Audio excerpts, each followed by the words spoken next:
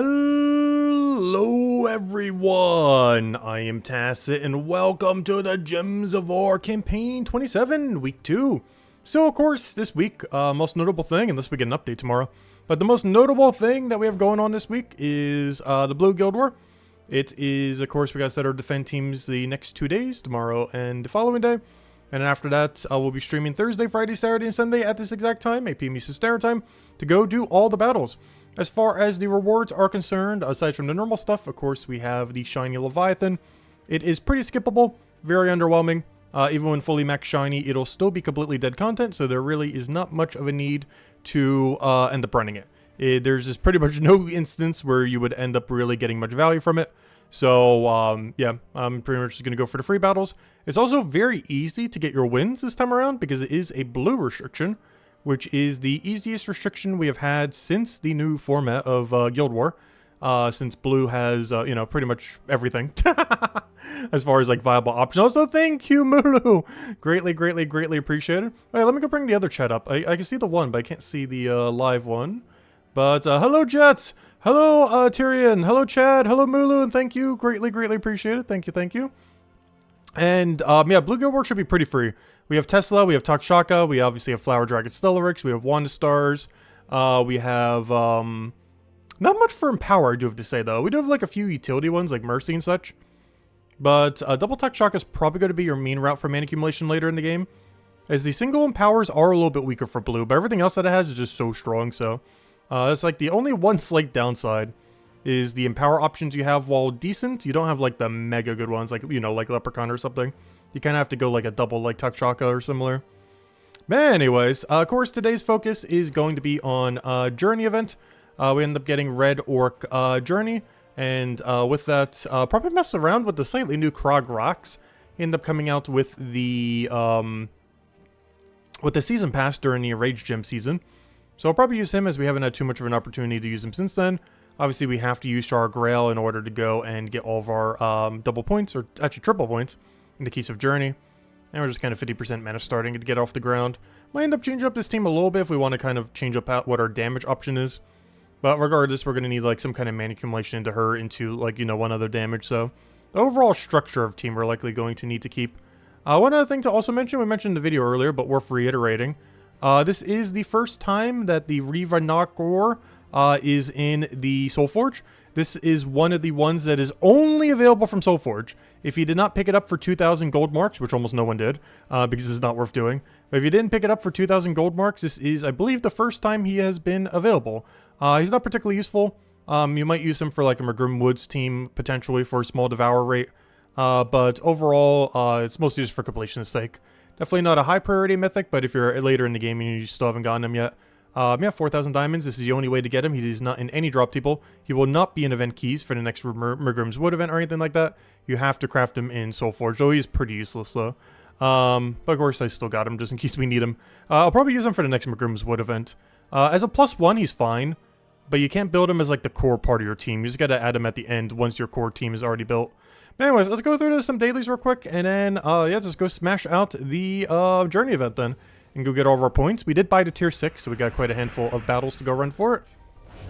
I probably won't run Under Spire tonight, though, just because we are basically running the same team. I wouldn't say like the exact same team, but, you know, not counting having to use the Journey troop for, you know, the Journey event, you're pretty much going to be using a very similar team. Red Orc compared to Groshnok, as far as team restriction, is very similar. The most notable thing you can run for Under Spire that maybe we'll end up doing just for the, you know, a little bit of difference with it, is the Evil Red Dragon. Evil Red Dragon can be used for Under Spire this week, but cannot be used for the current World event. So that might be like one of the main changes you make, is switching that out as your primary damage source there. Alright, done there, check. Campaign, we'll get done on its own. Of course, I'll got all these tasks, but we'll worry about them later, not really in a rush to get them down. Green Deed books are nice, but, you know, we're not in, like, dire need to go get some Green Deed books. Guild is carrying the event. We'll be over there soon. Let's go clear our dungeon real quick. Top 3? Top 3? Oh, come on. I need that Dragonite. I'm so low on Dragonite. We're still trying to get all the weapons and everything, but slowly... we're almost under 100,000 gems already from buying so much Dragonite. Slowly but surely, our stack is dwindling.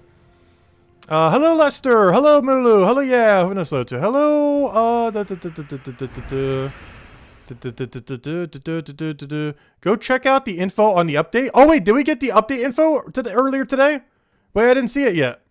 Wait, does that mean the update's dropping tomorrow? Oh gosh.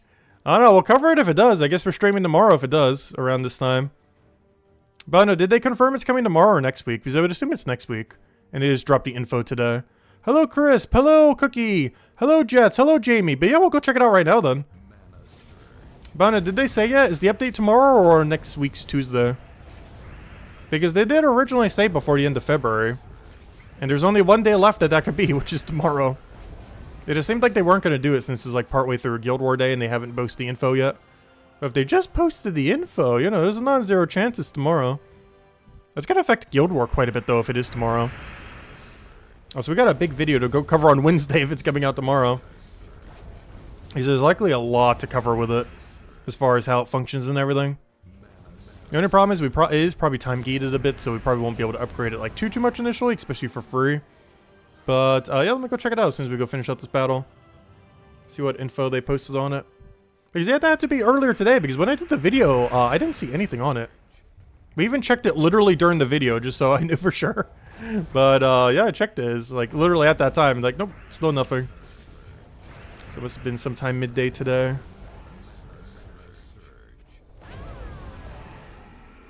Alright, let me see if we can get the extra reward. Nope, we didn't get anything. Alright, we already bought our Dragonite. Good to go. Okay, let's go check this out. So now if I click refresh, is there going to be something there? Let's see. If we click refresh right here and then go down, do we have info? Oh! Oh! Oh!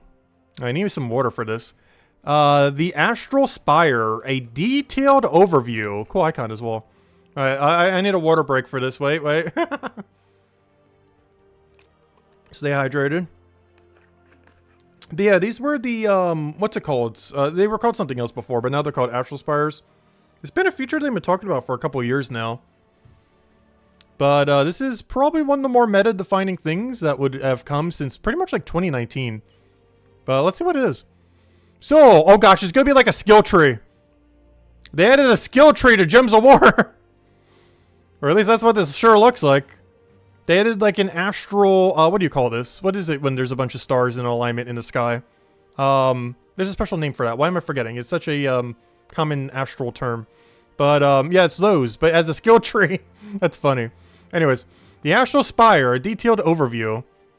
Hello everyone, we're excited to finally tell you more about the next update 9.1, the Astral Spire.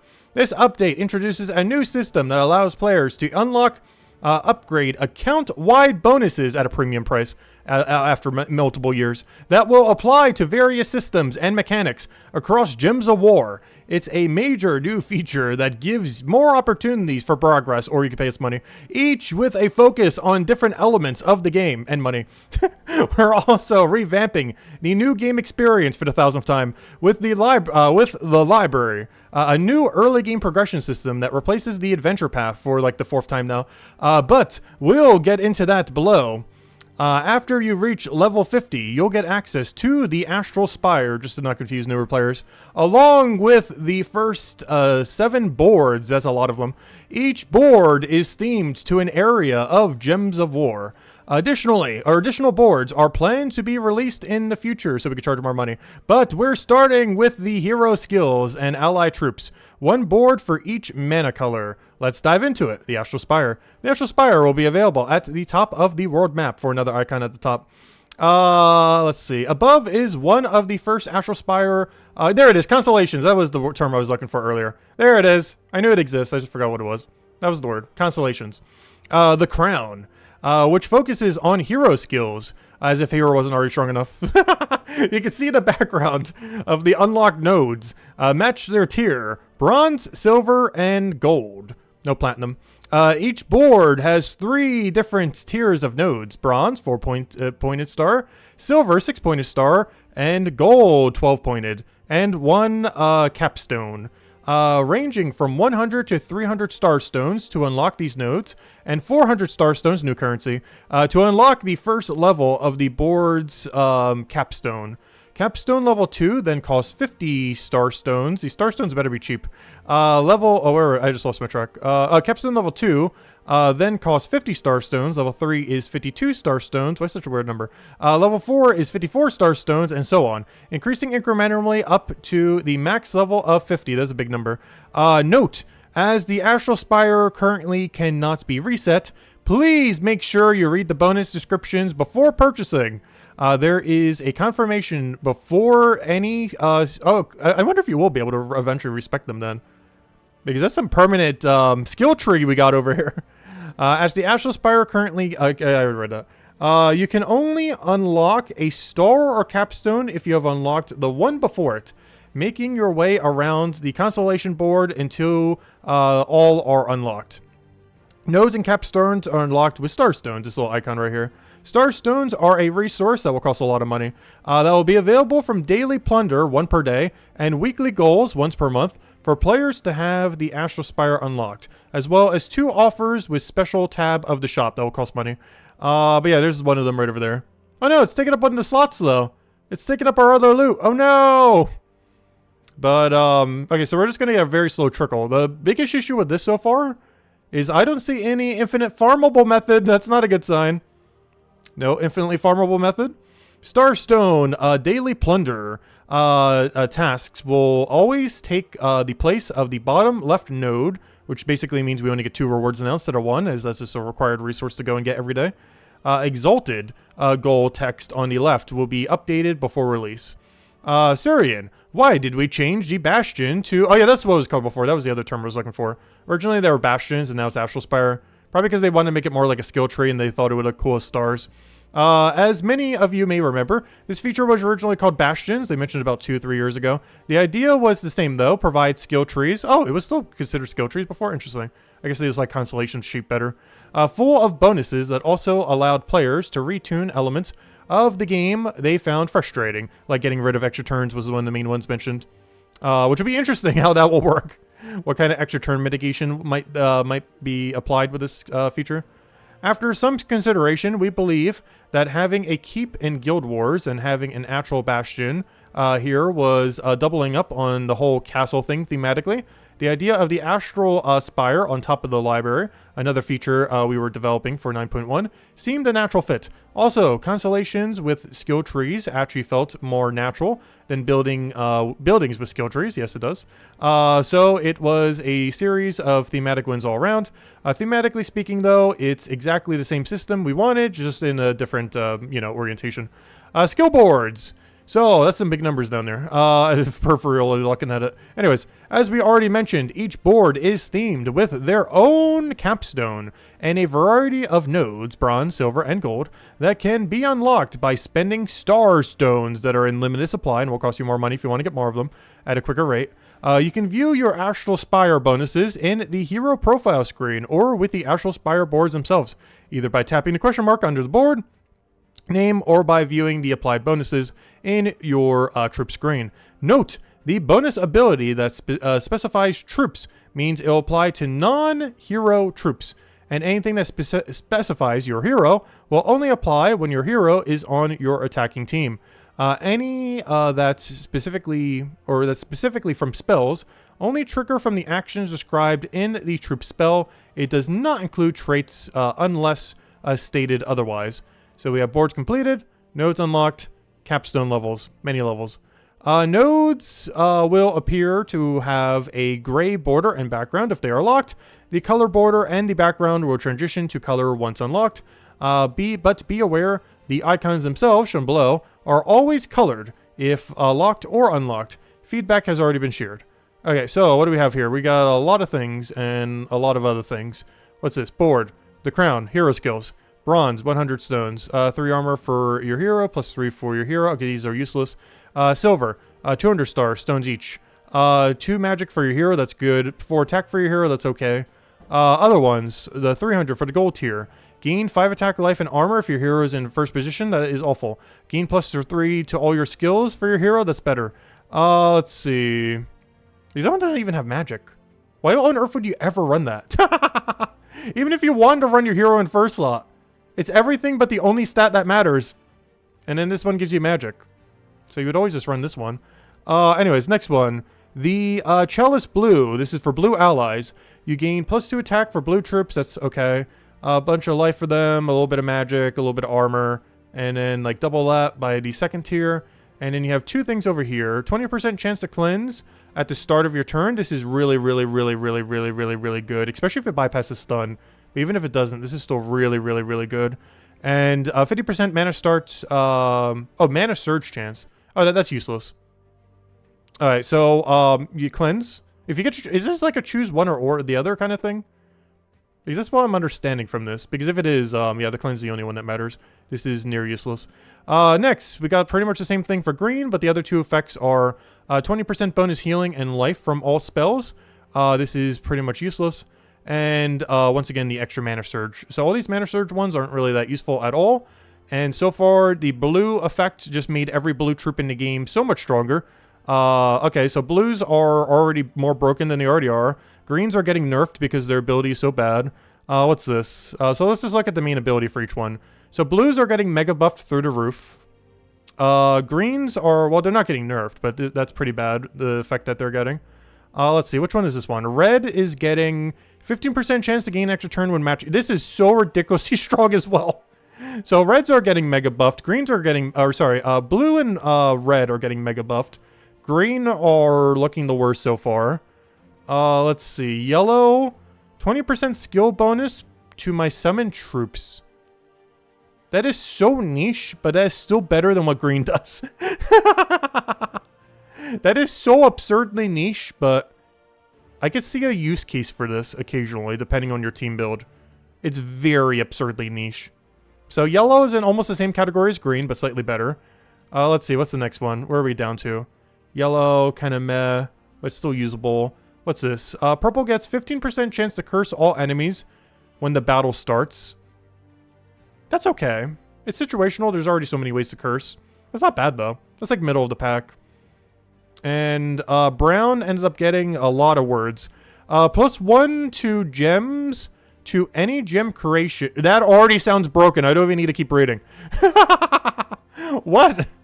+1 gems, especially if it goes higher than that with some of these. Wait, what's happening here? +1 to gems to any gem creation from my spell's triggers when the player casts a spell that creates gems, adding an extra gem at each spell step.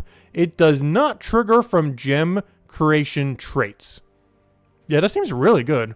The amount of consistency that this does for looping is really good for brown. So if I had to place the order and how broken these are, well, I guess it depends on the context. But honestly, I would say brown is the strongest.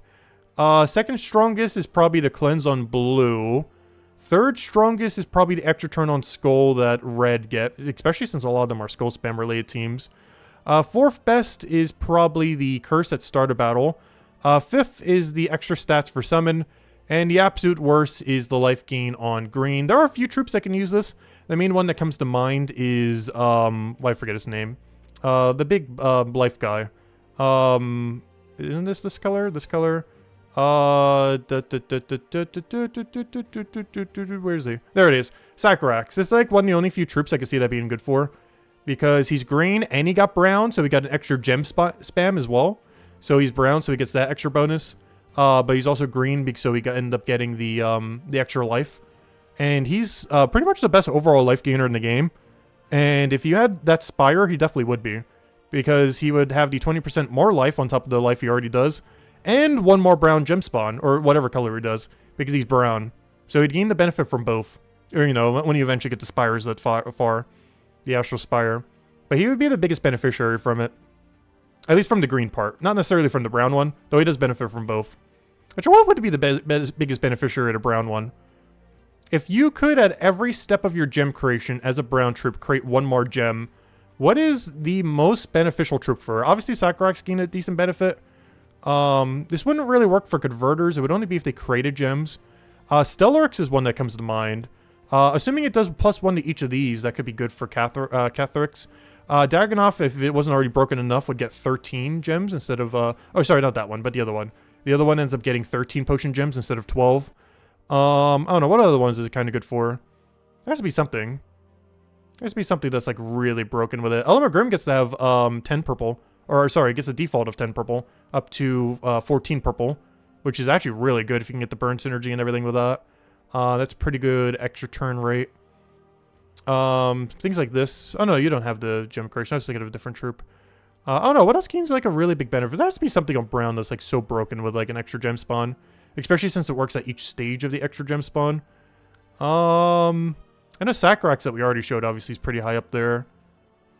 I feel like I would have found more than that. I'm pretty sure it doesn't work on things like converts like that. I think it only works when they spawn gems specifically, not when they convert a gem. Like it has to be like Sacrax's where he'll create one more gem like this. I don't know, that has to be something really broken. Wild Queen, because you should be able to create one more. I'm not sure if this moves to 22 or 23. Or sorry, to 23 or 24, I mean. I'm not sure if it's creating one more of each or just one more static. Because that would also be determine how much power it would be as well on like troops like that. Or if it did it to both, obviously it'd be a lot stronger. But I feel like I'm not really getting too many good examples of brown. Sacrax might have been the best example. Hey, Bone Dragon gets one more skull. He's somewhat unnerfed. Honestly, I feel like Element Grim gives the biggest benefit from this. As far as like the 1+1 extra gem, it's like Sacrax and Element Grim seem to be like the main two, and Catharix. But there's already other better things in Catharix though. But yeah, just kind of feel like the biggest beneficiaries. I guess he would kind of benefit too some. It's pretty small though. You still use Truffle over him. Interesting to see how that pans out. Anyways, at least I'm understanding that correctly. But yeah, overall, brown is the strongest in theory. Though honestly, I'm not seeing that many troops that really end up utilizing it, so maybe it's not. But brown, absurdly strong buff. Purple, pretty average because there's already so many other ways to curse, but it's great if you need it. Yellow, pretty underwhelming, but there are some use cases for it. Red, really good, especially in skull spam teams. Well, you kind of have to. But anything that spams a lot of skulls is very beneficial. Green, probably the worst one, but there's still a handful of troops that use it, like Sacrax. Blue, probably one of the best ones, if not the best, depending on if this bypasses stun or not. Because if this can bypass stun, this is really good. If it doesn't bypass stun, it is very average. And then one of the absolute worst ones was the green then. Green and yellow are like the ones that are, in most situations, going to do literally nothing. Whereas at least all the other ones in some situation will be really good or at least average. But those are like the main two that have a good chance of doing literally nothing. But anyways, let's keep reading. Hello, Imperial. Welcome. All right, we got a bunch of Q&As down here, so this might answer some of our questions. Also, hello, Divine. Welcome. So let's go see what all these are. The bonus and graphics may still be in the process of balancing and adjusting, so they may be different when the update goes live. Okay, so everything above could be changed to be slightly less horrible. Or slightly more broken. Anyways, what about troops that have more than one mana color? My answer to this is I assume they would get the benefit of all of them. And if they do, that is very strong. Because that means mythics are even stronger, or, legends are stronger, mythics are way stronger, and every 6-color thing in the game is just the most broken thing to ever exist. Alright, they will get the bonus that apply to the boards that match any of their mana colors. Yep, okay. So now instead of sometimes using 6-color troops, yeah, you use them every single one on every slot. This is going to make it so you literally run like one troop that is like double color, and everything else is going to be either 3 or 6, like every battle, if they gain all these benefits. So what is the most strongest color based on this above? The strongest troop in the game would be a brown, blue, something. Probably a brown, blue, purple, or a brown, blue, red. Or probably like the 2 strongest here, I would say, overall. Like one of those 2. Like, obviously it could change. But a brown, blue, something here is like the absolute strongest. Probably brown, blue, purple. But it really depends what the troop is trying to do and everything. Because obviously the brown effect might literally do nothing if they don't create any gems. But generally, a brown, blue, purple would probably be the strongest combination.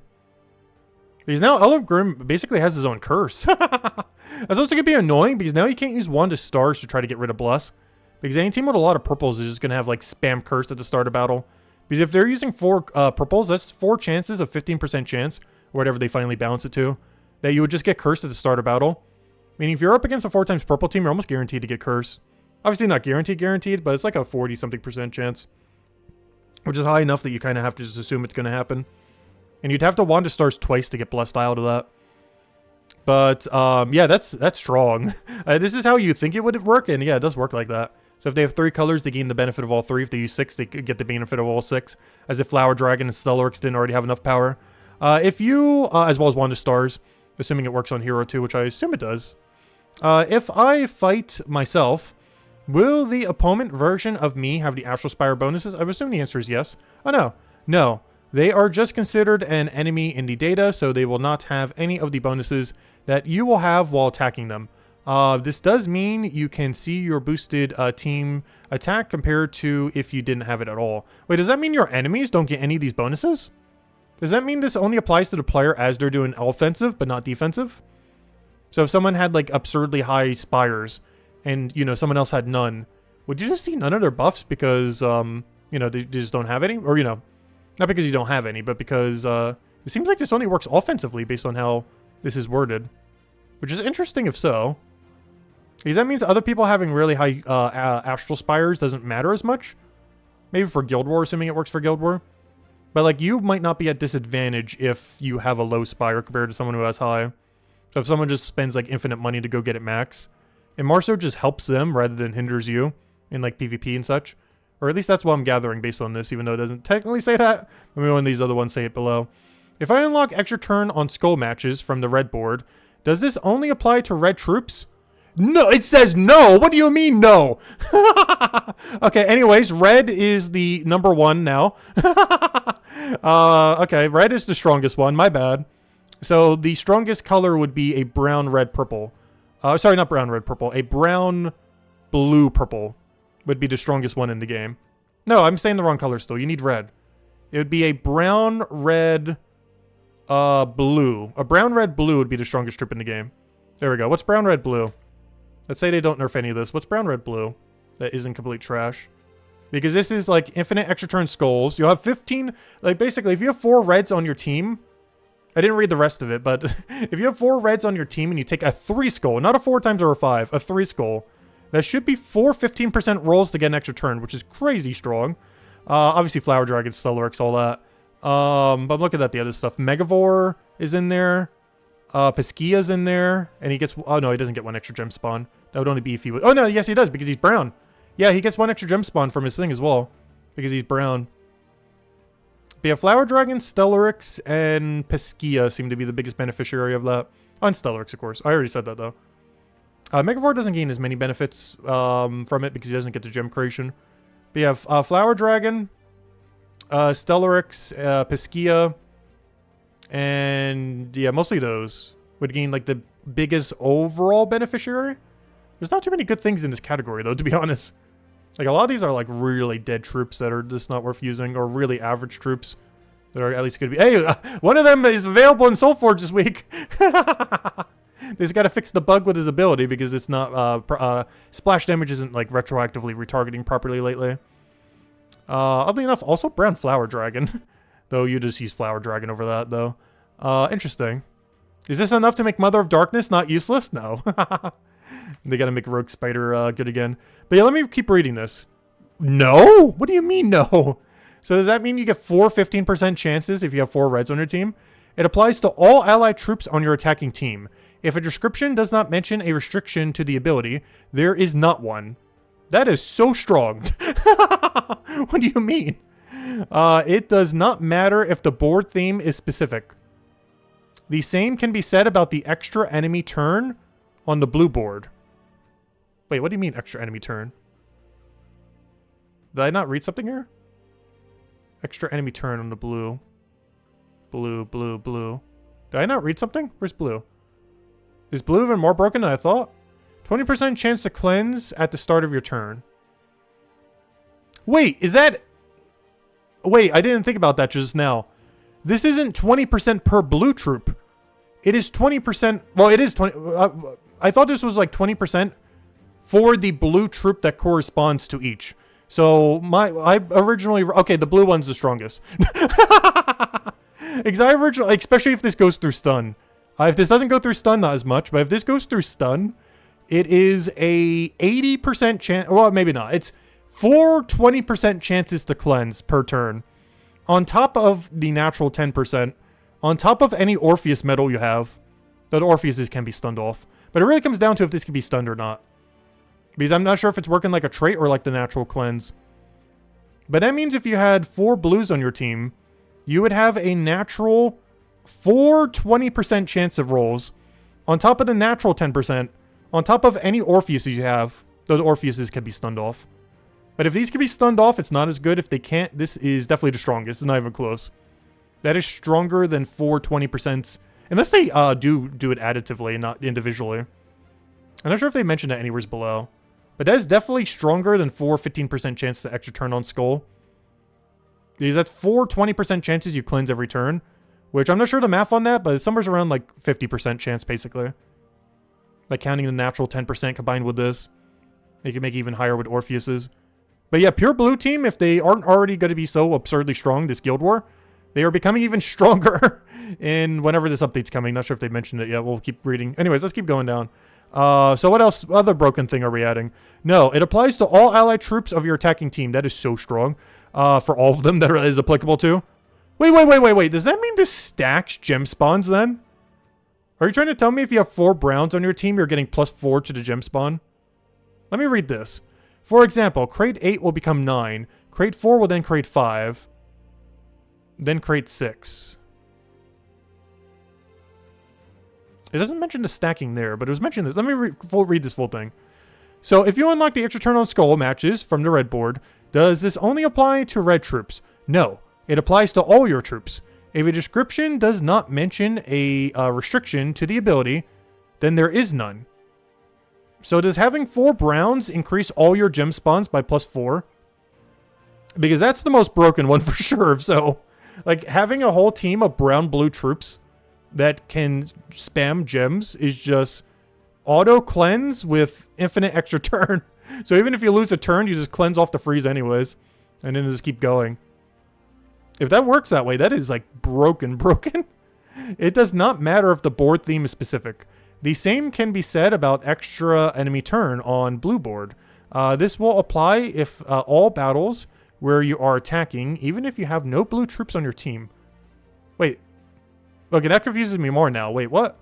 The same can be said about extra enemy turn on blue board. This will apply in... for one, that's not even what the ability says above. But also, I'm confused as to when that triggers then. Because well, I thought you had to have at least 1 on your team. I thought it was triggering per each. So slightly confused. Alright, let's keep reading. The questions are giving, or the answers to questions are giving me more questions. But it's just when I am attacking. What about when my team appears in PvP and Guild Wars? All bonuses unlocked from the Astral Spire only apply when you're attacking. So we saw this earlier. They didn't specifically say it here, but they implied it here. So all of the bonuses only apply when attacking. So someone else maxing out the Spire with $1,000 on like day 1, if that's even possible, they will not affect you at a disadvantage. They'll might have an advantage over you from spending infinite money, but it does not give you any disadvantage. So that's good. So you don't have to rush to get the Spire done, which is the greatest thing about this here. So other people having it maxed doesn't affect you negatively. It just, the more you upgrade it, the more beneficial it is for you. But other people having it upgraded does not disadvantage you. So that's good. All bonuses unlocked for the Astral Spire only apply when you are attacking. So when someone faces you in PvP or defense team, your Astral Spire bonuses do not apply. This does mean you're going to be so strong compared to the average team, though. Because all these bonuses are just extra that you always get. As even more advantage than just the first turn advantage you have. So once you really start getting these Spires upgraded, PvP is going to be kind of easy. Like Guild Wars, normal PvP, everything else. Not that it's kind of hard now, but you know what I mean. Like the amount of extra advantage you get beyond first turn advantage is going to be so high eventually. As you start getting the Spires upgraded. They also do not apply in Guild Wars at all. Oh, also they don't even apply in Guild Wars. So that makes it a little bit more even as well. Even if you're attacking. Additionally, the hero board buffs only apply if your hero is on your attacking team. Let's see. I have a trait on my weapon that creates gems. Does that get the gem creation bonus? If this says yes. No. Oh, okay, interesting. He said no. Any bonus with the Astral Spire that affects gem creation only applies to gems created by spells, weapons, or troops. It does not affect traits. That's not a trait, though, if it's a weapon. All descriptions only apply to spells and not traits, unless it is stated otherwise. Let's see. I purchased the +3 to all skill bonus, but I am not seeing magic attack, armor, and life listed in the bonuses for the hero's skills board. The list of specific attack, life, and armor bonuses, gray text, are only displayed once you unlock their nodes. They do not also include the +3 to all skills in the blue text.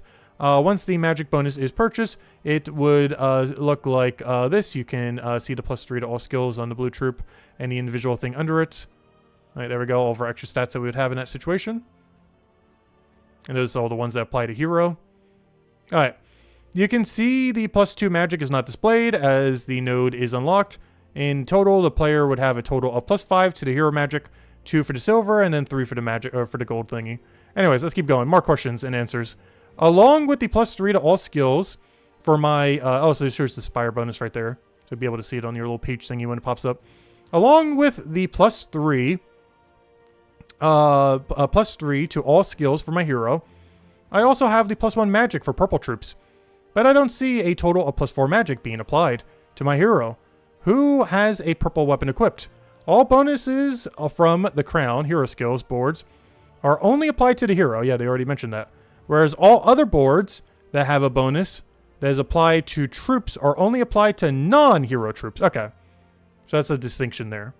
That's still really strong for mythics that have 3 colors, though, since they're gaining from 3 different areas, as well as obviously the 6-colored ones, where it's even more broken. Having your hero equipped to your team means that the hero gets any unlocked bonuses from the hero board. Then all other troops on your team will get any other bonuses applied. This means heroes kind of getting nerfed in a sense. Because if everything above is what they're adding, the amount of extra bonus they're giving the hero is very, very, very, very, very low. Like if you have both of these unlocked, and like all 3 is unlocked, and this is all you're getting, hero is like nerfed. Because you're not getting cleanse, you're not getting extra life from green, though that one's pretty irrelevant. But you're not getting cleanse, you're not getting extra turn skull, you're not getting your what is that? It's not as relevant. But you're not getting cleanse, you're not getting your extra turn skull, you're not getting your curse, and you're not getting your extra gem spawn. So yeah, hero's kind of bad now. Even if you had all these bonuses, because you're only getting all this bonus and then your all this bonus. And some of this only applies if only if you're in first slot. So it's not really a lot. You're gaining like 5 magic for hero and a few other knick-knack stats. That doesn't do too much. Like 5 magic is great, but compared to some of these other bonuses, it is basically like negative bonus, even if you had every bonus on it. Let's see. You have a trait on. I already read that. I purchased the +3. Oh, we already kind of read this. Where's the next thingy? There we are. I highlighted it so I wouldn't forget, but then proceeded to forget. Let's see. Along with the +3 to all skills for my hero, oh yeah, we already read that. All bonuses from the crown only apply to your hero. Having your hero equipped to your team means that the hero gets any unlocked bonuses from your hero board. Then all other troops on your team will get any bonuses applied from the other allied troop boards you have unlocked. What are some other examples of troops that are affected by the 20% chance to ignore lethal spell effect? Where are these things? Am I like not reading something? Where does it mention this at all? Here's a list of a few troops that have a spell that can instantly destroy an opponent's troop. But yeah, what is... Where does it say this? Am I blind? Am I missing something here? It's like the second thing they're referencing that isn't mentioned anywhere here. None of these mentioned immune to insta-kill at all. That would be strong, though. A 20% immune to insta-kill. Especially if that works on Devour as well, and not just, like, actual insta-kill. Like, if it works on, like, Death Mark and Devour and everything. Unless it works on only insta-kill. Which case, it's still strong, but not as strong. Well, where above does that say it even a single time? What are some of the other examples of troops that are affected by this 20% chance to ignore lethal? But yeah, where are they mentioning this? I don't see this anywhere. Like, if I go to lethal, control, find lethal. If I can spell it correctly, that'd be great. Lethal. Oh, there is one other instance. Where is it? Oh, hold up. Wait, where's this? Wait. Is this below or above? It's mentioning things we're not even to yet. Put it in the correct order. We're not that far yet. Spoilers. It's referencing things further down on the list. Okay, it's mentioning only insta-kills. Okay, so it doesn't work on the other things. It's only working on insta-kills.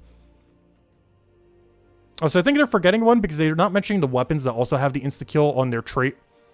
Which assumably it works on that. Interesting. But yeah, 20% immunity to insta-kill is pretty strong.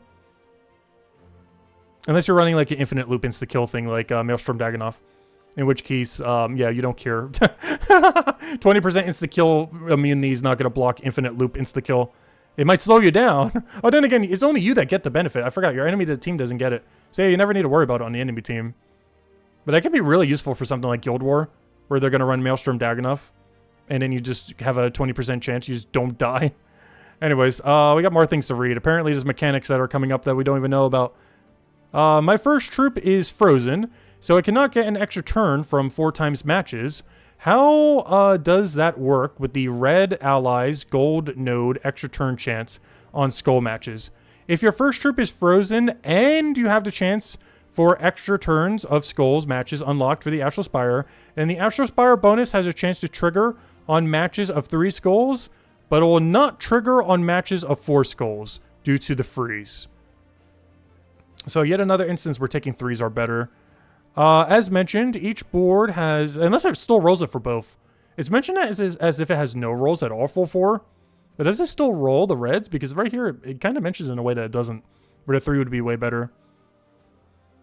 Let's see. As mentioned, each board has 1 capstone. Okay, so that's what explained below, hopefully. Find out in a moment. Capstones cost 400 star stones to unlock, which is a lot. And they start at level 1. That's not even their max level. Capstones are the only bonuses you can continue to upgrade with the boards. Interesting. So what do we have here? So these sound like they're going to be really broken based on some things that were already hinted above. Like literal insta-kill immunity, bypassing of extra turn, and stuff like that. Let's see. The Crown Hero. So this is Hero's Bane. Percent chance to all enemy hero skills. Wait, percent to all enemy hero skills. So this just gives you more stats? Percent to all enemy hero skills. Minus percent to all enemy hero skills. Oh, I see. So using this makes the enemy hero weaker. If you were to go down the other path. That is interesting. They've mentioned stuff like this in the past, but never implemented it, but they finally did. And you can upgrade this up to 50. Which means if you fully upgraded the hero tree thingy, and did this capstone all the way to max, which I can only imagine how long that would take and how much money that would take. But if you were to do that, at some point you would be able to, at max, be able to reduce an enemy stats or enemy hero stats by 50%. Basically making them like half dead the second the battle starts. It would also make their weapon half effective, their skulls half effective, you know, half everything they would have. That is strong, but there's probably better ones to put into. But it is really strong though. It basically removes half the enemy hero and just kind of makes it useless. Though some things that don't really get as affected by it would still be strong, like Wand of Stars and such. And this increases by 1% per level. Which makes sense. So next, we have the blue one. So this is the one that's probably pretty good because it's one of the better effects. Let's see what it does. Time Warp. Percent chance for enemy to miss extra... This is so strong! They were mentioning this. This was the main one they teased before this mechanic came out. They mentioned that there would be some kind of extra turn bypass mechanic. And this is the extra turn bypass mechanic. I don't even think I need to read the rest of these to know that blue is the best.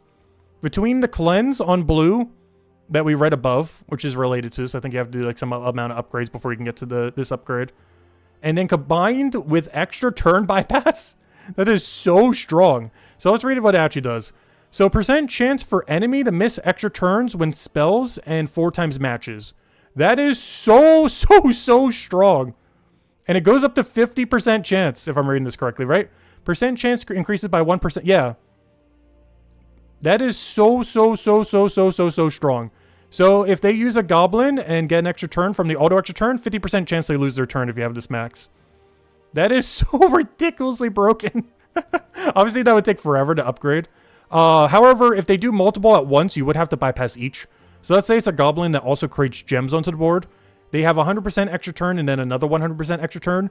Instead, it would be a 50% extra turn into another 50% extra turn. So they would still have, they would still be rolling it multiple times. But that is still really, really, really good. It's like a half freeze. If you have this at 50% maxed out, it's effectively a half freeze automatically against everything. That is so strong. All right, let's see what the other ones are. And I'm curious which ones will end up getting synergy here, because blue was already good in the other category, red was already good in the other category, and brown was already good in the other category. So let's see what some of these other ones get. But so far, blue is seeming like the best overall package as far as what it gives, because I assume you have to upgrade some of the tree to be able to get here, to be able to go do the thing as they mentioned before, and then you would start going crazy into this. Let's read the other ones. So green, this was one of the weakest from above. Let's see what this other thing does. Withered gems. Reduce enemy gem creation by X with a X% chance to reduce by 1 more. What is X determined by? This probably has a lot of ranges. This is also pretty good, but if you could just negate out their extra turns to begin with, then this doesn't really help that much. Like, obviously, both of them in combination. But if you had to choose one or the other, the extra turn canceling still seems stronger. This is strong, though. Reduce enemies' gem creation by X with a X% chance to reduce it by 1 additional.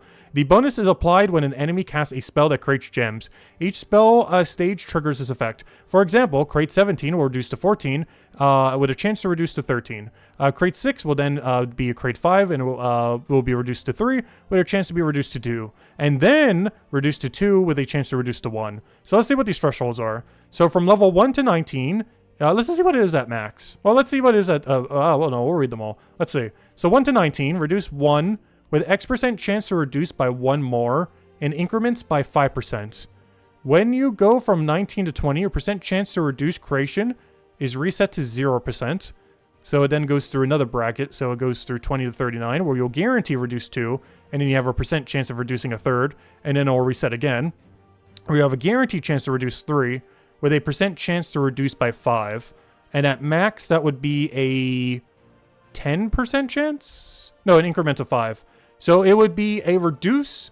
So when green is fully maxed, it is a guarantee reduced 3 gems with a 50% chance to reduce a 4th. So you're on average reducing 3.5 gems per cast that the enemy does. So if they were to create 10, you would always reduce it down to 7 with a chance to reduce it down to 6. That is decently strong, but not stronger than canceling extra turns. This is definitely seeming the strongest. Everything that blue has so far, between the cleanse and this, blue is looking strongest so far. Don't get me wrong, this is really strong though, but it's not like that level, like literally canceling extra turns strong. It's just decent strong. If nothing else, it's really good to at least get to the 1 reduction. Like getting literally 1 level into this, the very first level, you get so much benefit from it. Because you just guarantee reducing all gem spam by 1. Whereas this at 1 level is only a 1% cleanse. Or, 1% chance to cancel their turn. Like, this at level 1 gets so much value. So getting this to level 1 is really useful. But getting all the way maxed is probably really expensive for how little extra benefit you get. But you get a lot of benefit at level 1 for this. Compared to, like, level 1 at something like the other one. So it has that going for it, if nothing else. Anyways, what does red do? Warning portal. Percent chance to negate each troop summoned from an enemy spell or trait. This is very bad. Yeah, this is... Okay, going on. Red is useless. Sorry, extra turn on skull. We're not getting you, I guess. Let's see. So next, yellow. Percent chance to cast Dispel on all enemies when my turn begins. This is good, but not consistent. So probably not that useful. You'd rather just have something on your team that can do this all the time. So once again, yellow, also not worth it. So far, blue is the best in this category, and green is the second best. But blue overall seems to be the best, just, overall. Assuming that you have to do some of the other tree to even get to the point where you can upgrade those. Let's see what purple does. So, reduce enemy gem conversion by X. This is really good. I don't even need to read how this works. Because if you're guarantee converting, let's say, oh no, 15 of a gem into brown, and you could stop some of those from being converted, that's actually really strong. to make something that would have otherwise been pretty consistent into not consistent. This is really decent. It's another angle of this one where you probably get it to like level 1 and then we'll get it up way later. It probably works the exact same way as this, but this only works on gem creation. But this works on converts, gem converts, which they're both used to a decent degree. But I guess it really comes down to, you know, what you're up against. But both of these seem like they would be really good at 1. Also, the default number for this is way higher for some reason. Reduce enemy's gem conversion by X with a X% chance to reduce it by 1 more. Works the same as the enemy gem creation reduction, except its starting number is way higher for some reason. Reduced by 3 with a 5% chance to reduce by 1 more. Then reduced by 4. And it goes as high as 6 with a 50% chance. Which is really good for stopping converters. Because on average, a converter is probably converting about 12 gems. To be able to half that with a 6 reduction with a chance to reduce another one is really strong. This is even stronger than the gem creation one. Especially at level 1 where you're already getting 3 by default. I'm not sure why they made this so high by default. You'd think they'd be about the same number, but yeah, it is really strong. At least the level to level 1 if nothing else. And then the Death Ward. This is the one for brown. This was also one of the other pretty good categories, by the way. So brown and blue seem like the best overall categories. And since we haven't found it yet, this must be the immune to insta-kill one. So let's see what it says. 20% chance to ignore the instant kill effects except Devour. So yeah, wait. Does that mean it works on Death Market stuff too? Or are we just talking about like the insta-kill on troop? So 20% chance to ignore the insta-kill effects except Devour. And except probably other things too. From enemy spells and traits. For example, troops such as Lady Mirana and Dracos that have a chance to instantly destroy an opponent troop. This also includes traits and apply the same effect. It is not triggered whenever an enemy troop deals enough damage to destroy a troop, or if the troop has a chance to destroy an allied troop. To see what troops are included... Oh yeah, that was in the above category. Now what's this? Percent chance to increase this by 1% per level.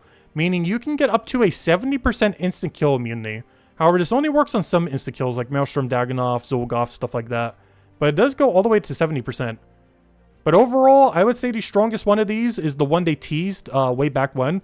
It was like one of the main things they teased about the Astral Spires, or back when they were still called, whatever they were still called, the Citadels or whatever. But yeah, the one they initially said is still the strongest.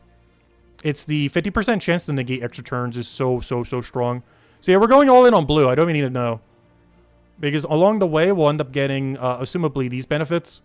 Which is just like a bunch of free cleanse. And if this bypasses stun, that's huge. And even if it doesn't, it's still some free cleanse if they're not using stun. And then on top of that, you eventually get to just bypass like extra turns half the time. In every battle you ever do for the rest of the time. Which is very absurdly strong. Okay, so that's all of them. But as far as these upgrades are concerned... blue is by far the best. Purple and green are in a very similar category, though I'd say purple is probably a little bit better, just because they're used a little bit more often in the current state of the game. And you get a default number of 3 rather than 1. And yeah, that's it. Everything else here, honestly, doesn't really do that much. Because you're always just going to have a way to dispel in some way, so you don't really need that. Summon troop thing is just pretty underwhelming. What was the other one? I don't know, instant kill immunity, there's just so few instances where this will apply. Like, instant kill immunity is nice, but it's too inconsistent to depend on. Anyways, what's the library? So this is the new player feature thingy. The library is an updated tutorial system for new players. With that, we will be transitioning from the adventure patch to the Astral Spire of the library. Players under level 50, all unspent adventure keys will be used and all rewards will be given. I actually have some, so maybe we'll open some before the patch. All tutorials already completed based on your level will also be marked as completed and available to collect the new library rewards.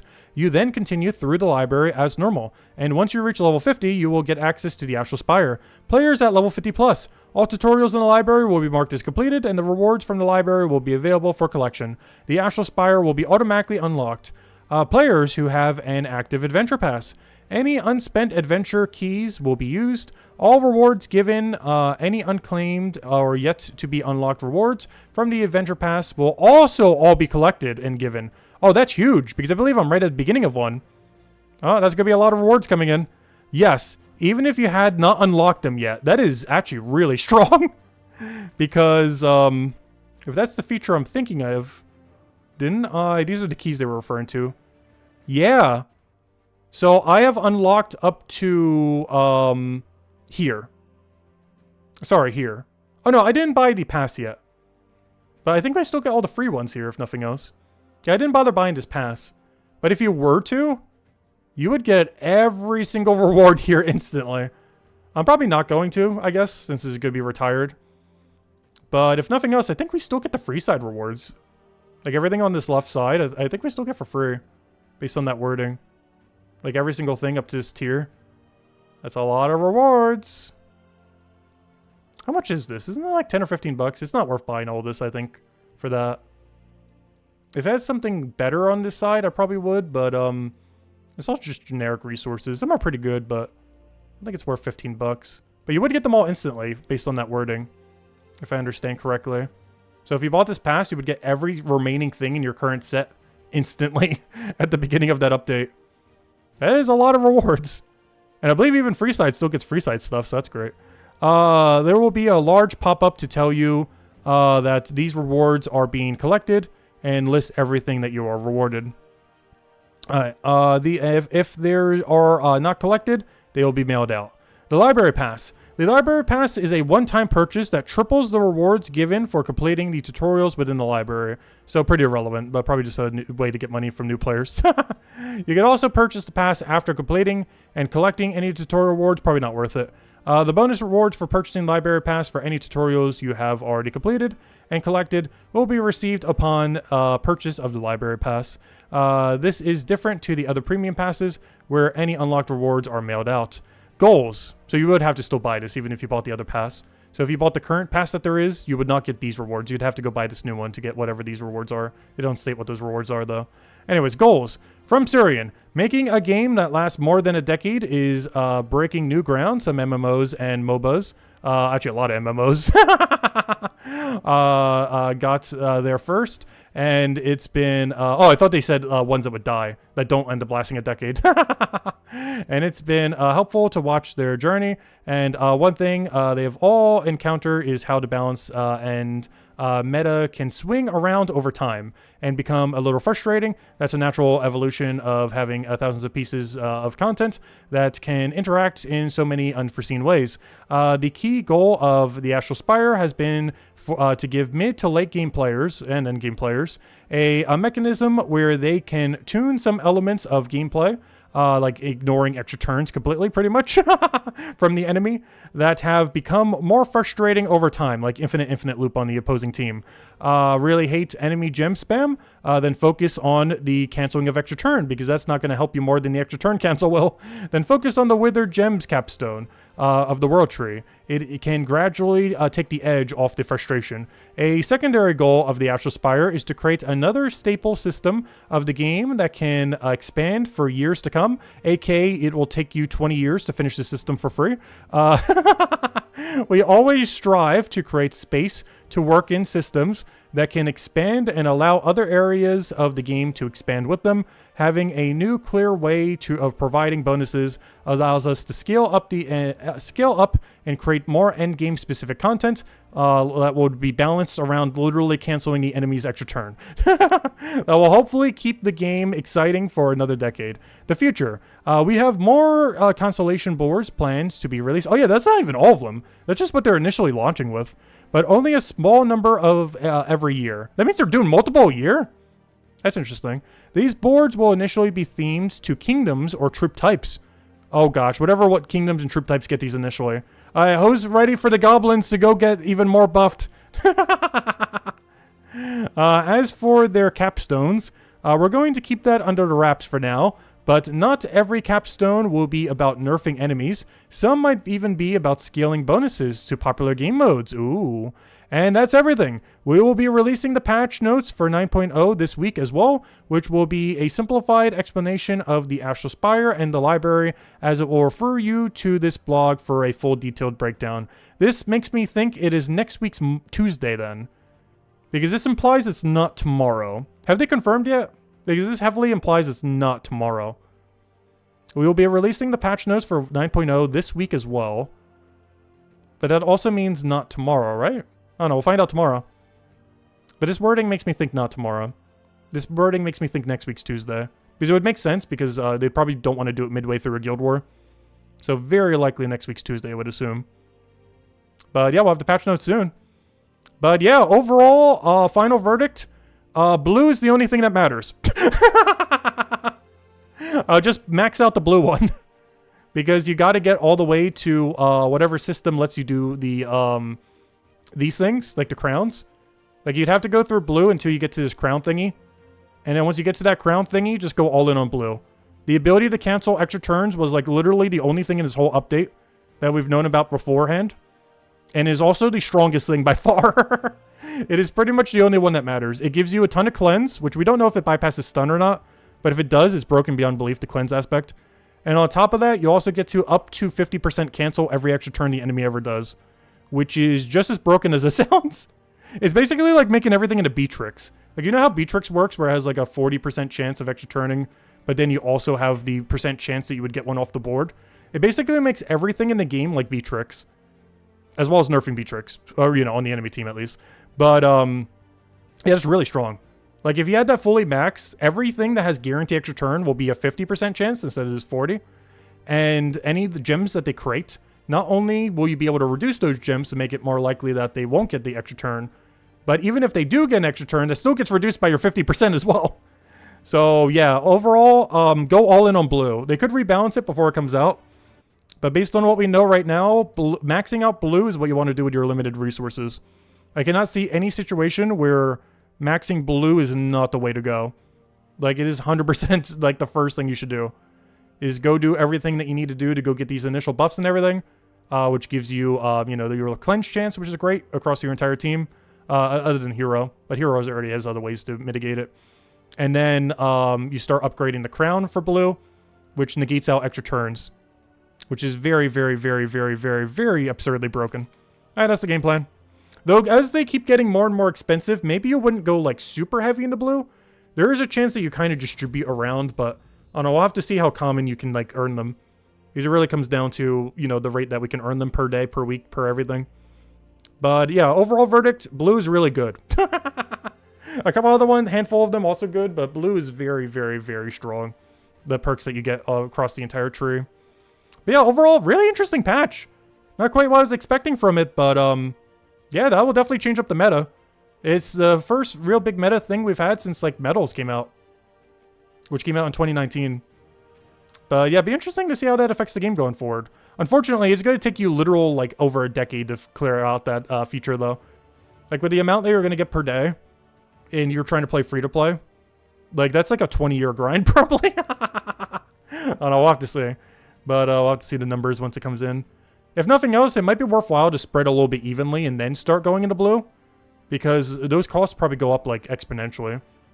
As they were kind of mentioning in the thing. So, even though it might be beneficial to go into one that's really strong, the cost of doing so keeps going up and up and up, of course, as well.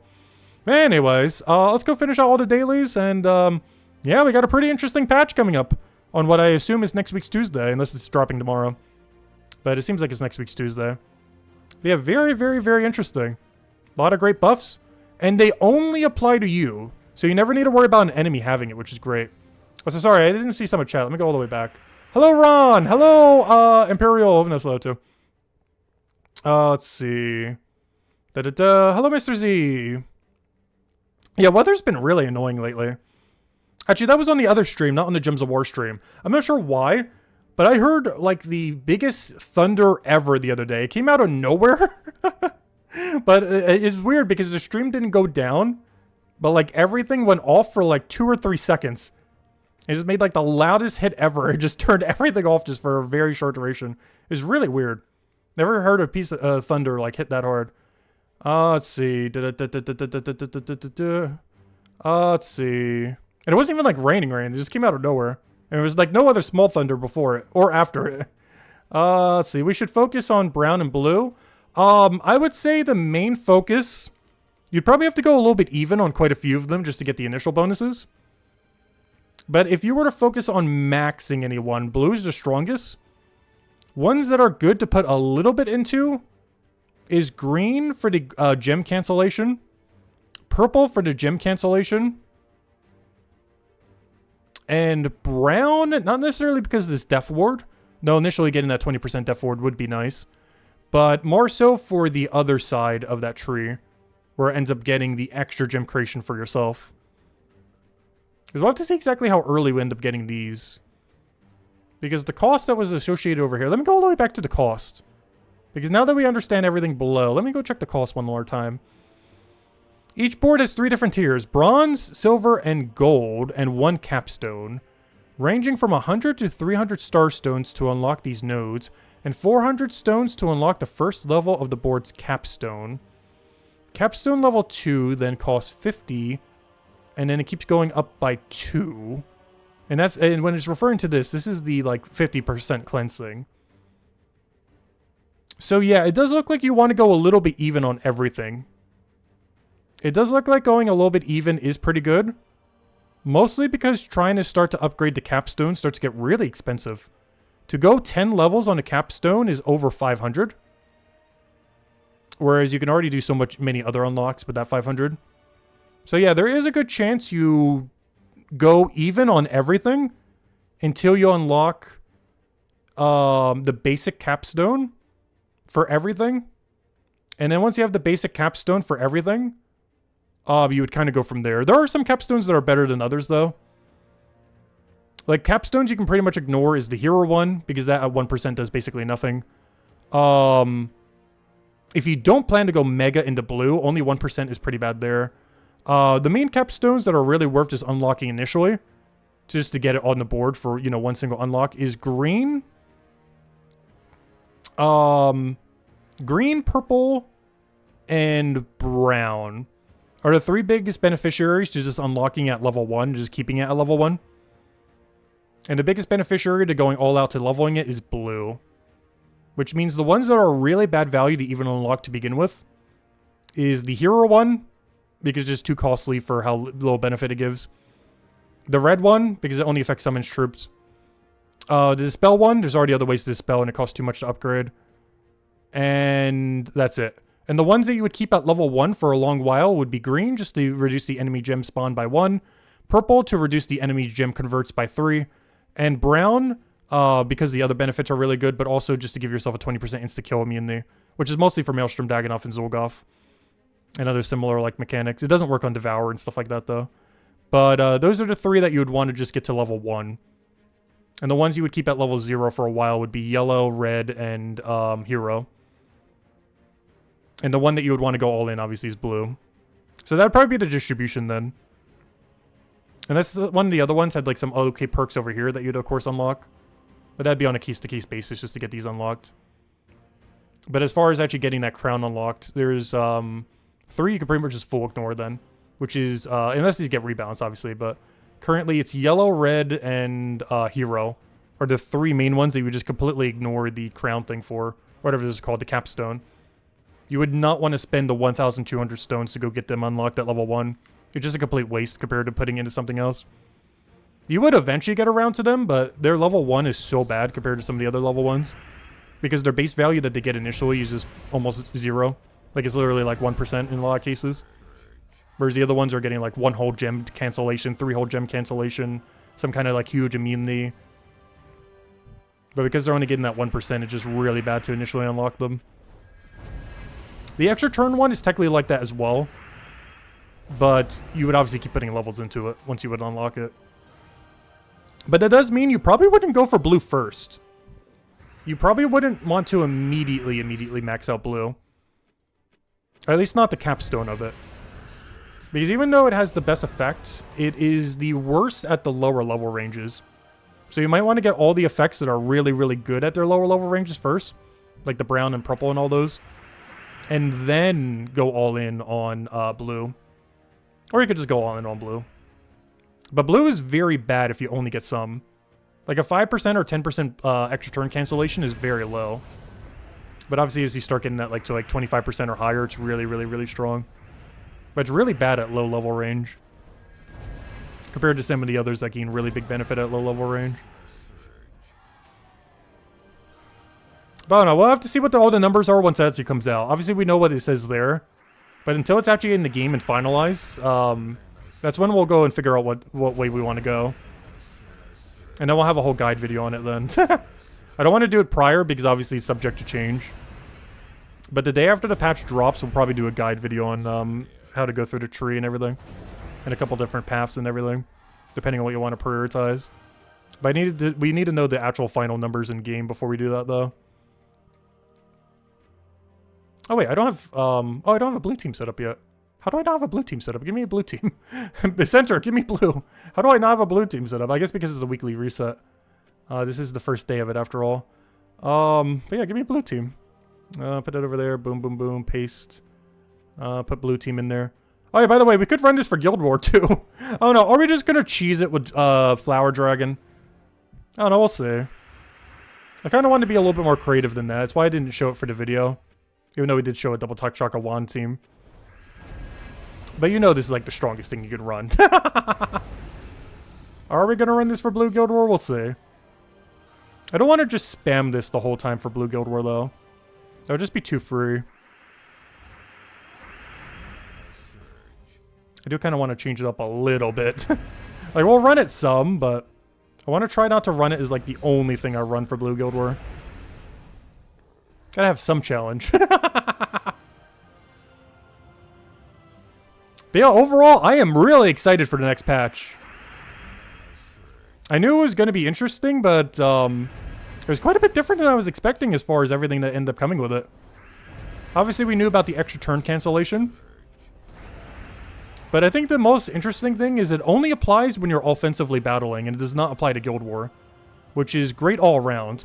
Because someone else spending like $10,000 on it, or however many you can spend on it, like, you know, someone who spends thousands on it compared to spending nothing, you're not at any disadvantage compared to the person who spent thousands.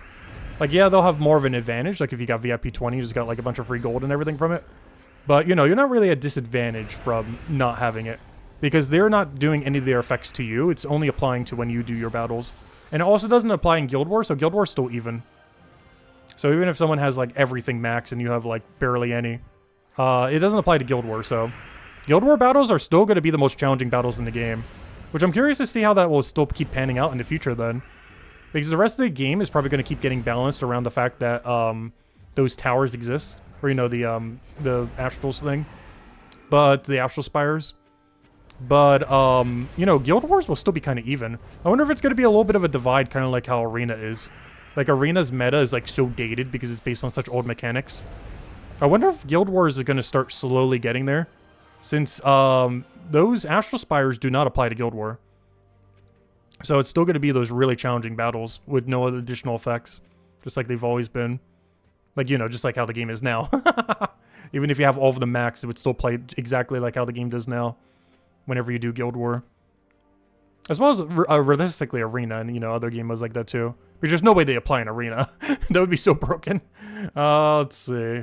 What am I doing here? Oh yeah, I was doing 3 battles real quick. Plus I gotta go do either Elf or Rashka. Yeah, we're definitely doing Elf. We're gonna do Elf first and then we'll go do our 3 battles. And then I think we just go spam the World Event. Which I originally was gonna do for most of the stream, but after reading the patch notes... a little bit of change of plan there. We still got to go do some of it, though. I guess I won't do all my battles right now, though. Otherwise, we'll be here forever. But we'll definitely do a good chunk of them. Alright, what am I doing here? We are building a Glacia team. And I'm trying to find anything that could feed it mana. Perfect. Give me every Elspeth you have. I'm not even going to go hero. This will be fine. What can go wrong? We're going to go blue-yellow. Minus anything we're not using. Class doesn't even matter. Alright, there we go. So Takshaka would become more powerful after the patch? Yes. Everything will become more powerful after the patch. But Takshaka would be one that benefits from it.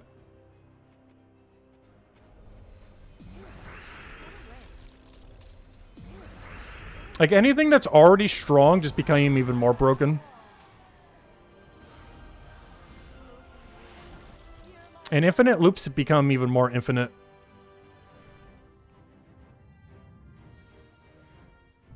Because seemingly you just need to have, like, what, a brown ally on your team in order to get the effect then? In order for everything just to be start creating plus one more brown gem when you end up getting that effect. I'm still not fully certain on the wording with how they mention some of the things stack and everything. But regardless, that is still really strong. If you could just, like, have one brown on your team and just make every single troop on your entire team have one extra brown creation. If you have the Spire upgraded. Like, that is really strong for a couple troops that are already just so good at looping. It also helps unnerf the journey troops. Doesn't help us this world event. But future world events, every one after this one, they're not quite at pre-nerf levels, but that would help them quite a bit. Get their one extra gem spam back. And in Shininess, they get another gem spam from. It's now just gated behind a bunch of different abilities. But you do kind of get most of your gem creation back. One from the Spire, one from the, what you call it? One from the, Shiny level, stuff like that. Also, speaking of Spire, we will be streaming Slay the Spire 2 when it comes out, by the way. It's coming out on the 5th, and I'll be doing it on the 5th, 6th, 7th, and 8th. And luckily, there's no Guild War then. Though I'm not sure if there's a Vault weekend then. Hopefully it's not. But luckily, since Guild War is this week, it won't interfere. But yeah, March 5th, 6th, 7th, and 8th, we'll be doing Slay the Spire 2 for those 4 days. And then I probably won't play it on stream again until like 1.0. I don't know, we'll see. But at least those 4 days, I kind of want to go pretty heavy on it. Because I've been looking forward to that game for like a couple years now. And they are just now getting around to releasing it. And it's still only in beta, but, you know, we'll still play it for a good couple days. I don't want to wait until it's like full 1.0 release before I put like, you know, a lot of time into it. We'll still try it at beta launch. Which version of Slay the Spire? Slay the Spire 2. It's coming out in March 5th. It got announced the date the other day. I think this has been the first Gems of War stream since then, which is why I'm mentioning it now. And also because we're talking about the Astral Spires. Which means that's going to be a really big week then. Because that means on Tuesday, we're probably getting the Gems of War update. And then we get the Slay the Spire 2 like a few days later. A lot of Spire stuff happening that week. It's going to be a very Spire-themed week. It's going to be a very Spire-filled week. The week of the Spire. Pretty much every day we'll be doing something Spire-related. For either Gems of War or Slay the Spire 2. That's really funny. I kind of hope the patch is next week's Tuesday then, because that would align like so perfectly for Spire week. Anyways, let me just go down the middle. That wasn't the plan, but that's kind of funny though that it works out that way. Will we try to be the next Paragon for next Guild War? I kind of do and I kind of don't. The problem is, our team variety is going to be really boring if I try going for it. I don't know, we could do a poll for it. Let's do a poll right now. Should we go for let's see, for Blue Guild War, should we go for Paragon or make fun teams? Let's see, Paragon with meta, make fun teams. Let's see. Alright, we'll let the poll decide. Should we just obliterate it with like a Flower Dragon team or something? Like this? Or should we go and make like actual real teams that don't auto win in like the second the battle starts? But if I do that, there's no way we get Paragon, obviously.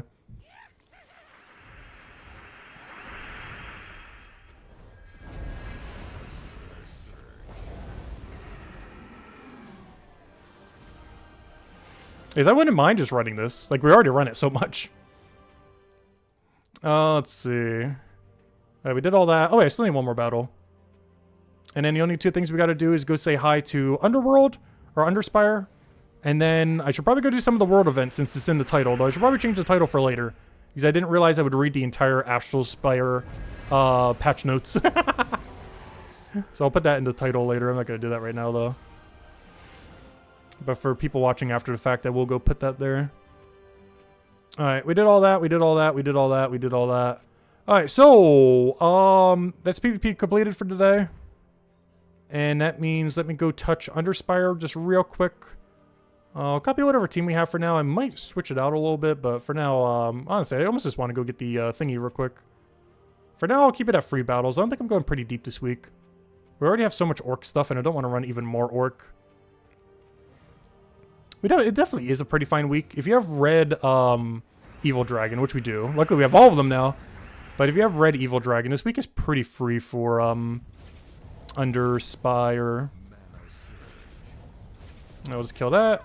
I was hoping to get alignment there, unfortunate. Why did I feel like I got so few reds? Alright, let's go for mana accumulation, kill it from there. Come on, a little more mana. I feel like everything I need to go get full mana is like not getting full mana. Like everything's getting like partial mana, but nothing's getting to full. Come on. Do we not have access to any power other than the skulls? I might just go down the skull route. You know what? I'm bringing out the cheese team. I didn't want to show this team because obviously it's not really copy-pastable. But you know we got to do it. We got these for a reason. We're getting our value out of them. Obviously I wasn't going to show this for the video. But we do have a secret weapon. It's called just spam this troop on your team.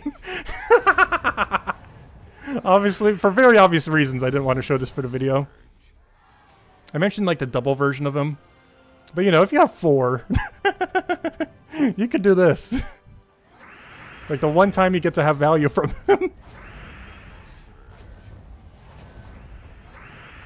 But we're just gonna run this. But yeah, I so wanted to show like a triple team for the video. We mentioned double though. We did mention double. But of course there's also quad. Quad is very good until like floor 4, so. This will fall off at the end, obviously. But for how many battles I intend to do, this is going to last us the entire time. Obviously this requires a very unhealthy amount of Eye of Argus to function. Like you need at least like 3 for this to work really well. Definitely like bare minimum 2.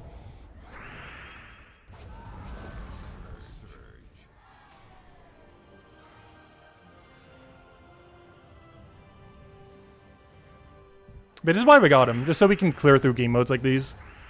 It basically just plays itself since you just cascades in like a billion skulls. It's insane.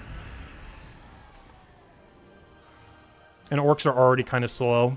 Like they're not like mega slow, and you can get some similar effect with the double empower guys as well. You just gotta wait until they have alignment. You just don't get like the free value immediately every turn. That's the main benefit of these guys, is they do it literally every turn, not just turn 1 or 2. Like you don't just get 2 casts, you get it like every single turn you ever do. Okay, we already all did all of our battles. Yeah, I think I'm just gonna do the free battles. Even though this is very free, this will only last really well until like floor 3 or 4. It would fall off very hard if you tried going all the way with this team. Obviously, at that point, you would just switch to like the Bleed Dragon or something. But yeah, if you have double, triple, or quad Eye of Argus, very good. I do not advise going out of your way for that unless you're like mega endgame. But obviously, if you save some diamonds for when it rotates in Soulforge, you can just pick it up whenever he rotates and just pick up whatever your remaining ones you need. There's a handful of events that's really good for. It's like one of the few times you ever get value out of them. But you need to have like almost everything in the game, or literally everything, for that to be worth it. It's really expensive to bother doing that. Unless you get like really lucky on event keys this week or something and get like only Groshnock or Eye of Argus, I mean. Anyways, let's go do the one thing that's actually in the title card that I've somehow not done for like over an hour and a half now. Let's go do the journey event. Should I do Eye of Argus here too?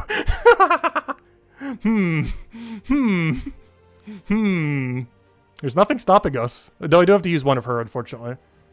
We're gonna do it. Or at least for the earlier battles. Obviously this won't last the whole time. But we've gotta do it. It's too tempting. It's very rare we get value from this guy. We gotta get every single bit of value that we can from this thing to make it actually worth the fact that we got 3 and 4 of them. This is like the only time we get to cash out that value ever.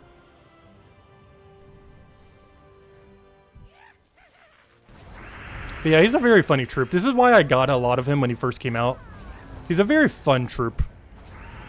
But he's actually efficient for a couple things too.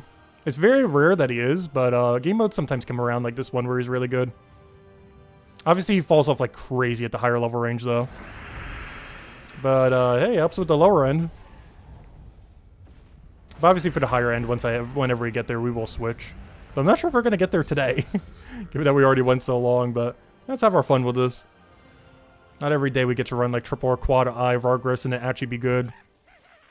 Like sometimes we do just for fun, but it's one of the few cases where it's both fun and efficient. If you could ever stop getting extra turns.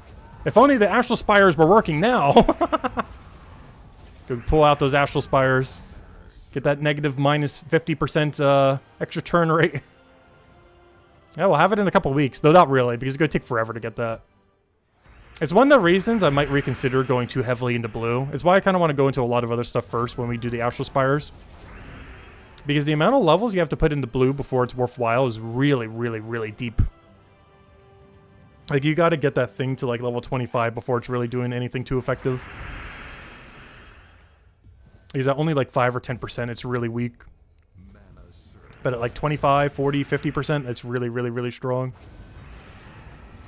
Was it getting extra turn skulls? Are we not getting any extra turns? There we go. Also, I do have to be careful with this team. This game mode does penalize you for losing troops. This early on, that should never happen. But it's the main thing that's keeping us from being able to run this the whole time. Because every troop loss is points loss as well. But we're far from losing a troop at this stat range. We got a little while to go before that happens. Yeah, Ivarkris has a handful of uses. It's Groshnok, Daemon, and Orc. Of the three, I would say Orc is probably the strongest, just because Orcs, generally speaking, are the weakest of those three. But Groshnok is also a little bit towards the weaker side. Daemon is the strongest of the three categories he's used in. You can still run him for Daemon, but there's generally other things to be running. But of the places you could run him, it's probably the weakest category, but it's still pretty strong. Obviously, he's equally as strong in there. It's just there's a lot of other things to run, whereas Orc doesn't really have that many other alternatives.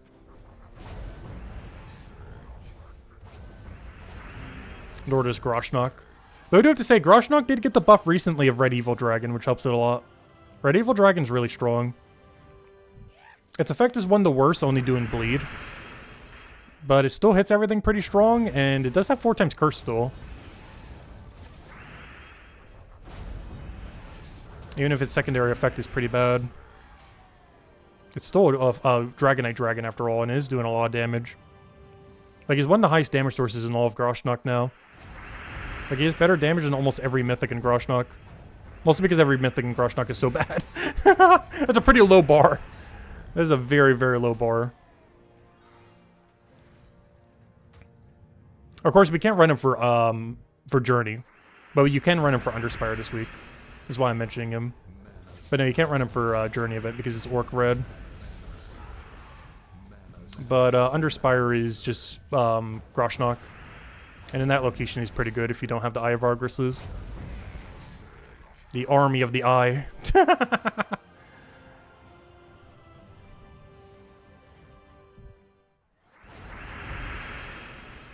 Honestly, out of any Mythic I've ever gotten like 3 or 4 of, this is probably the most satisfying one.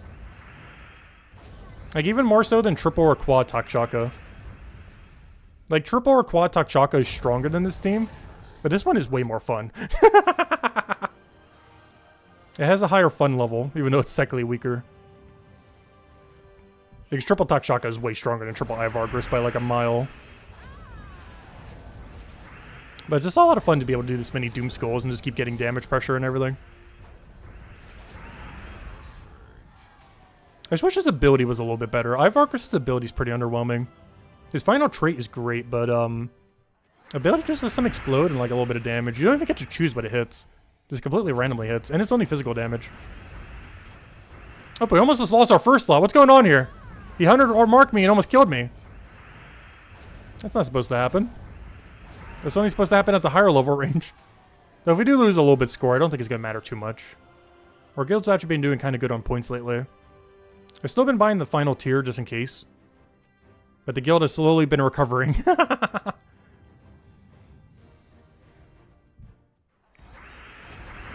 So we've never really been that short on contribution lately.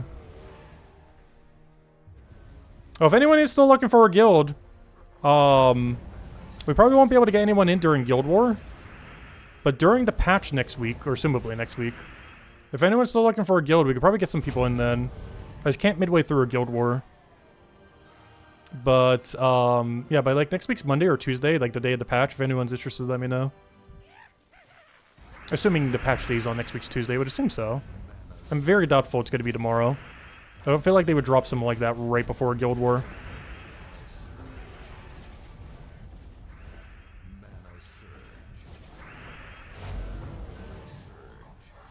That's a little bit Warhammer. Welcome, welcome. Well, hello, Jamie, if I didn't say hello earlier. Welcome, welcome.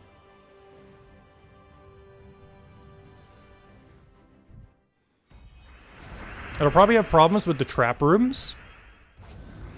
Oh, yeah. Wouldn't we get hit by a mass entangle?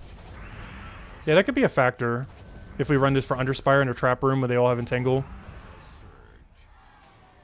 I could always run 3 with one. Oh, no, I can't run Wand of Stars. I forgot.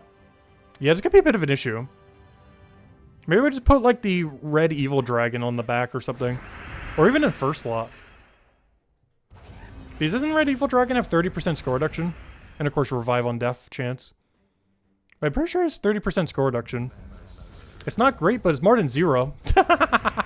He's tankier than Eye of Argris.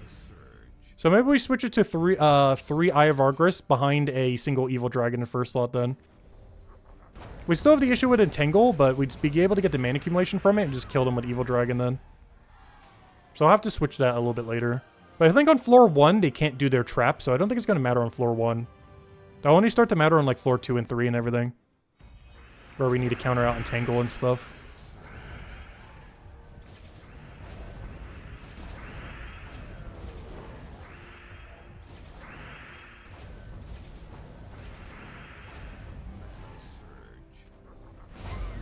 Will you stream on tomorrow if patch releases? Yes. If the patch launches tomorrow, we will be doing a stream tomorrow night. But based on what it seems, it feels like it's next week's Tuesday. But if it is tomorrow, yes, we will be streaming tomorrow night. And the day after, we'll be covering a guide on the skill tree of the Astral Spires. And what to go for, what not to go for, a couple different paths that would work, stuff like that. Because there's a few that are really good to get partially upgraded. And assuming they keep it approximately in the same balance it is now, blue is really, really, really good to max out completely. Though it does start pretty rough because it doesn't get that much benefit initially. But once you start getting that percent really high, it's the strongest one by far.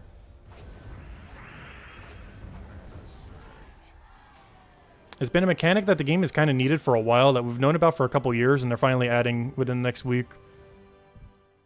Though how long will it take to get upgraded? Who knows? We're probably talking like years, realistically. Which is the only thing that's kind of scary about it, though. Like, it's going to be such a cool, fun new feature. But before we can really get value from it, it's going to be like half a year, if not multiple years, before it does anything particularly relevant. It's one of the reasons I kind of want to spread to the ones that gain like a really good benefit initially. It also puts a really heavy emphasis on doing the daily thing over here. Obviously, these are already pretty good to go for on any good rewards. But that's going to be one of the dailies that you kind of like have to do. Like, there's a couple dailies in the game that are somewhat optional. Getting those tokens for the Astral Spire is not optional. Luckily, it shouldn't take that long. Like, you know, a few minutes. Especially, you know, with endgame everything. But it is a very extremely non-optional daily. It's probably like one of the most important dailies in the entire game, if not the most important one the second it comes out. And will be for years to come. Luckily, it should only take like a few minutes or less. We don't know how strong the battles are going to be there, but shouldn't be anything too crazy. If I had to guess, probably around like the legend or mythic battles that you would normally have to do for a reward there. Where it's not like the easiest possible ones, but you know, you can still kill them out in like 1 minute for all of them if you have like a really good team. Or you know, each battle's going to take like 15, 20, 30 seconds. And you probably have to do like 4 of them or 5 of them. But you didn't even show how many battles you have to do. One of them showed it on the map. Yeah, gotta only do 3 battles. And it's scaled as a tier 3. And tier 3 scaling means you can one-shot it with Flower Dragon in endgame. Or even at any point. Like, if you own Flower Dragon or Stellarix, you're one-shotting that, I'm pretty sure. Because tier 3 is not that hard. Like, the gem keys we just did today, I'm pretty sure we're tier 3. Let me go check. Because tier 3 is actually really, really, really weak. Yeah. Oh, actually, it was only tier 2. But yeah, I can go show tier 4 real quick. Like, they should be weaker than this. Which is insane, because these are already pretty weak. But potentially, they're weaker than this. This is a tier 4 battle. And the one that you have to do the Astral thingy for is only a tier 3. which means it should be easier than doing these battles that we're about to do right now, and you only have to do 3 of them. So yeah, they're mega free. Even in mid-game, you can one-shot these. Unless they're scaling them higher because of the mechanic or something. But if they're actually only tier 3 and this is tier 4, yeah, they don't even get this strong. Like, they'll be weaker than this. Which, of course, because it's a one-shot. Unless they change that upon its release. But based on that image, they're scaled to 3, and those were 4. So they'll be even weaker than what we just did right there. Unless they do make them stronger for some reason. But if they make them as scaled as a daily, you know, tier 3, they're literally weaker than the battles we just did. And you only have to do 3 of them, which would take that exact amount of time. Which is like under 1 minute. So that's really free. But it's definitely a daily that you like have to stay on for like forever. Like every day that you miss that is like, you know, less buffs for everything. Which in the long term wouldn't really matter too much, but for the initial levels would probably matter a lot. How important that is to get done. Whereas other things, if you accidentally missed it, it's not that big a deal. Like if you missed a couple deeds or something on the adventure board, it's like, oh yeah, it's just a couple deeds. But missing, like, you know, progress for the spires. Really important not to miss those.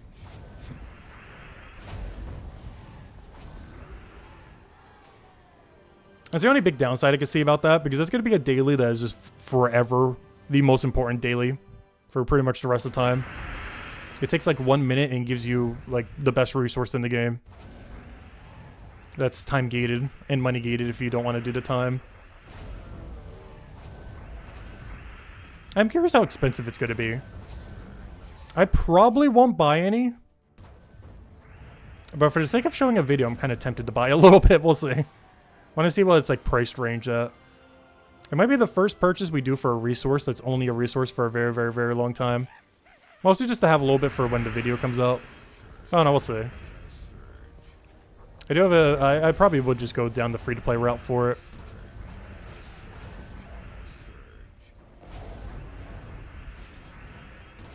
Because even if you buy the currency, it's probably like so much to be able to max it. Like if you were to fully max one Spire, like any one color, like all the way up to, you know, fully everything, there's no way it's less than $500. Might even be like 1,000 or something, which obviously we're not doing that. But whatever the number is, it's something with multiple zeros at the end. It's really just how many zeros are they going to add at the end. Which is why we're probably not going to bother buying any.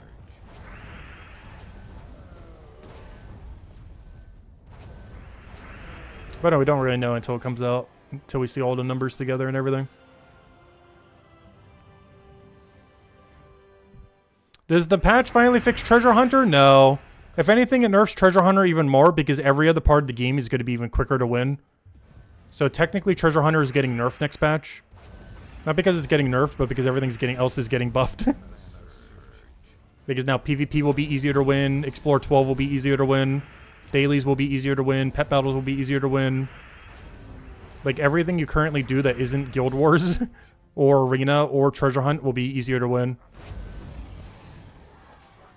So it's effectively a nerf to all of them even more than they've already been. Obviously you still do Guild Wars, but Arena and Treasure Hunt are indirectly getting nerfed. Just because everything else is getting buffed. Oh, so why did I just leave the skull there? There's just a skull sitting there and I just ignored it.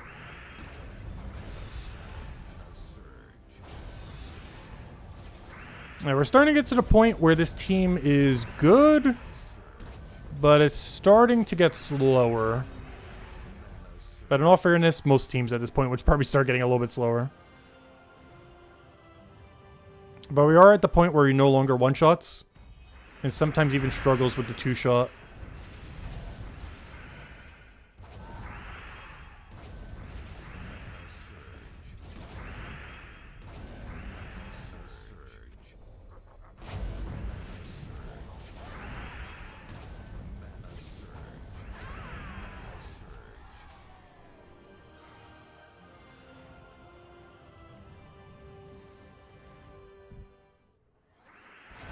I think we still get away with them, though. Because the alternative isn't really that much stronger, if even stronger at all. I'm just concerned he's going to start dying on first slot, though.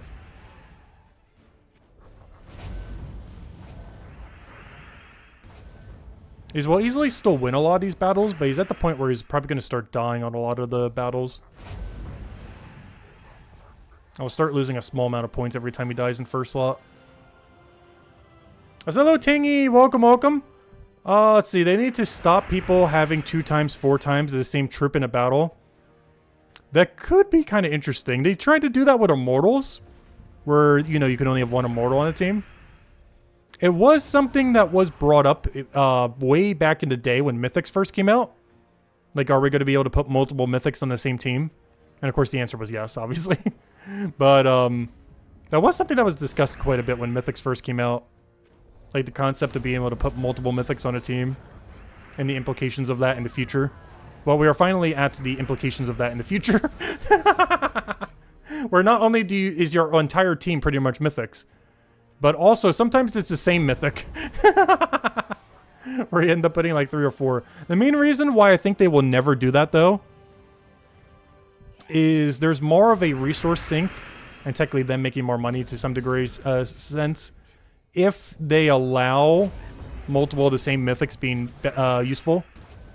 Because otherwise, you know, the end game would just be get 1 of everything. But that's not what you necessarily need. There are several troops that are good to get 2, 3, and 4 of, because you can use, you know, 2, 3, or 4 on a team. But if they were ever to remove that, then there would be no incentive structure to go get those multiple troops. Like double or triple Ironhawk, for example. Like, there's a really high incentive to buy potentially additional diamonds in order to get your double, triple Ironhawk so that you can run a team like that. Whereas if you can only run 1 on your team, then there would be no incentive for that. Which I'm pretty sure is the reason why they're never going to nerf it. As they technically make more money from never nerfing it, in a sense. Maybe for balance purposes, they eventually would. But they do make more money by never nerfing the fact that you can use multiple of the same Mythic on a team. Either directly or indirectly. Either directly from getting more resources or indirectly from sinking more resources that are useful, like diamonds. Because obviously getting like double, triple Ironhawk is a diamond sink you do really early on in the game. And because of that, that's diamonds that you can't be putting towards other mythics if you're spending 8,000 to 12,000 for, you know, double, triple Ironhawk.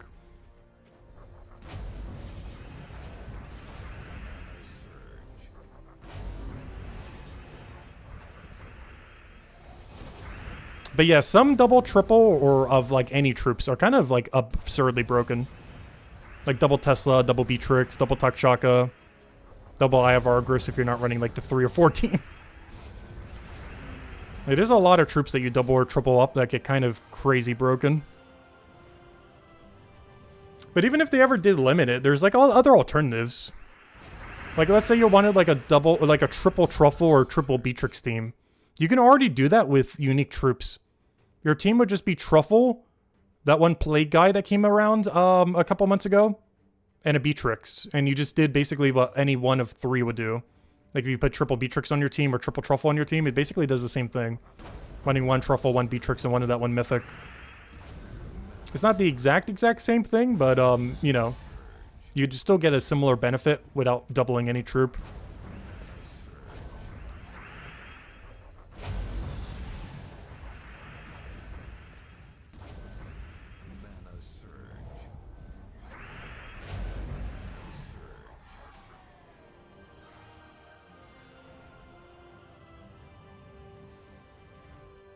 Yeah, double Leprechaun's pretty decent too. Especially if you have Greenstorm in some way. Because generally the issue of why I normally don't run double Leprechaun unless I'm showing it for like a Rowan quick kill team when you can't run other stuff, is if you don't have Greenstorm, double Leprechaun's not as good.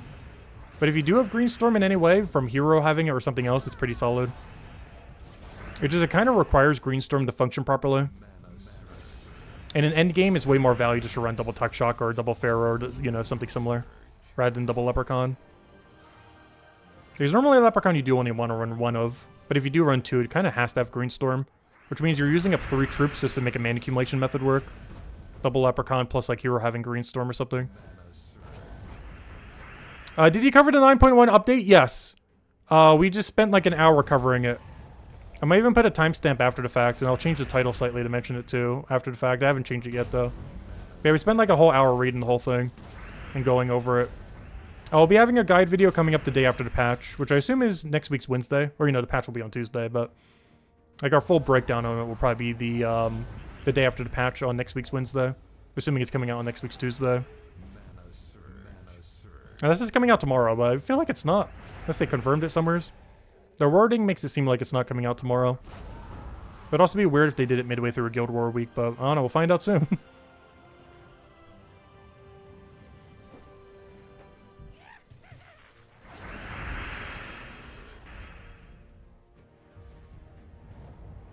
Oh, so we're really getting to the point where this is starting to fall off. It's too much fun to stop using. Kind of want to keep using it. Because our team after this gets quite a bit weaker. Well, you know, not weaker, but it's definitely less fun. The team we'd have to switch to. Oh, speaking of less fun, it seems like fun teams are winning the poll right now. For next Guild War, should we just go for Paragon or go for fun teams? So yeah, we'll mess around with a bunch of different teams for Guild War next for the 4 days that we do it on then. That was the original plan, but I just wanted to pull it just in case. So yeah, we're not going for Paragon this blue Guild War.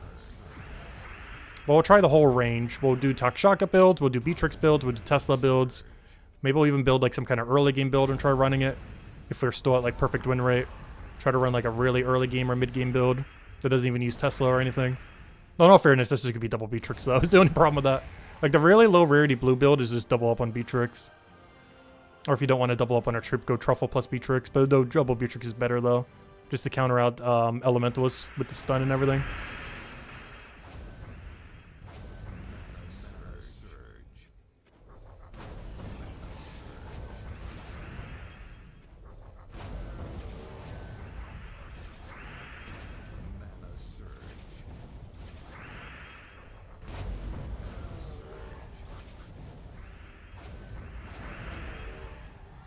How many more battles do we have? 13, which means almost 20-ish. What's the guild doing overall? We're in 4th place! And I assume all these people did the exact same tier I did.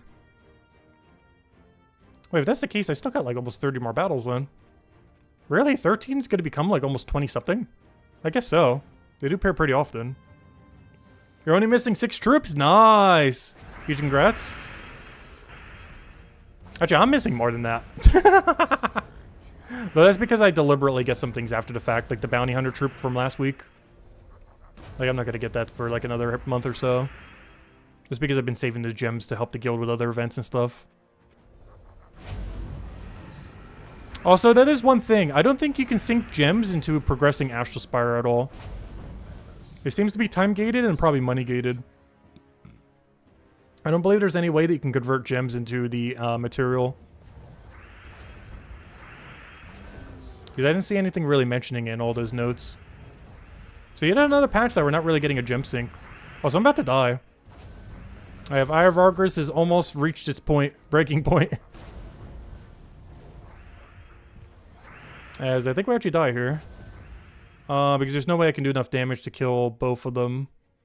The second get an extra turn somehow. No, we didn't get it. Rip, first death. My points! My points! I think we only lost like 1 point. I think it's fine. Honestly, we're still sticking with this team. If 1 or 2 dies, it's fine. We can live with 1 or 2 less points. As long as we're not losing a battle. As long as we're winning by a mile and still winning within time, I'll keep running it. Even if we lose an Eye of Argus or 2. I don't think a few points is going to matter at the end. It's not like we're going for leaderboard or something.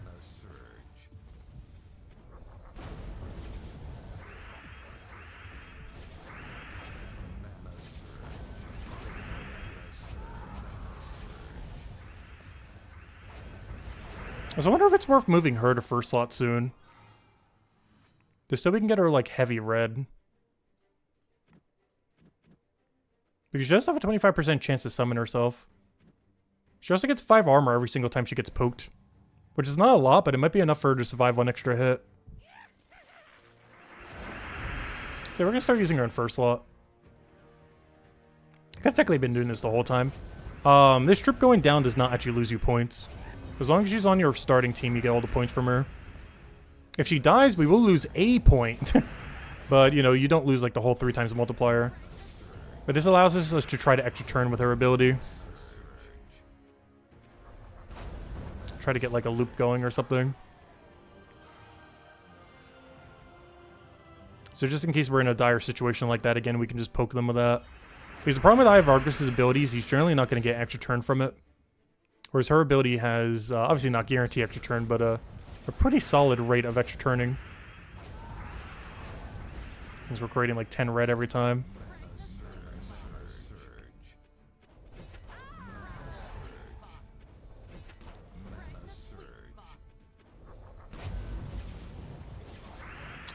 Yes, we can take that, grab the other one, and just poke it. There we go, that counts as a poke. I'm not sure why I just wasn't using her there earlier.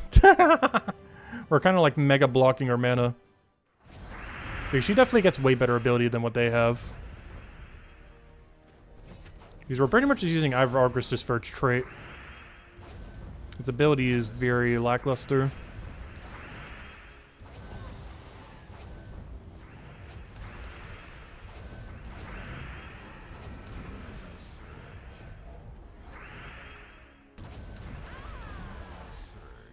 We got so many extra skulls there. We overkilled it with like 3 skulls cascaded. When does Astral Spires come out? They haven't given an official date. But based on the wording, it sounds like next week's Tuesday. Though there is a non-zero chance it's tomorrow. But it sounds like next week's Tuesday. But it could also be tomorrow. I'm hoping it's next week's Tuesday, but I don't know. We'll find out tomorrow. If we get a patch by then. Oh no, does anyone know? Did they confirm on the forums the exact date yet? Or do they just have the cryptic mention of it in the thing that we read? Because the wording implied next week. But they could have mentioned something on the forum saying, oh yeah, it's coming out tomorrow. Because I just read the official post. I didn't read all the comment thingies.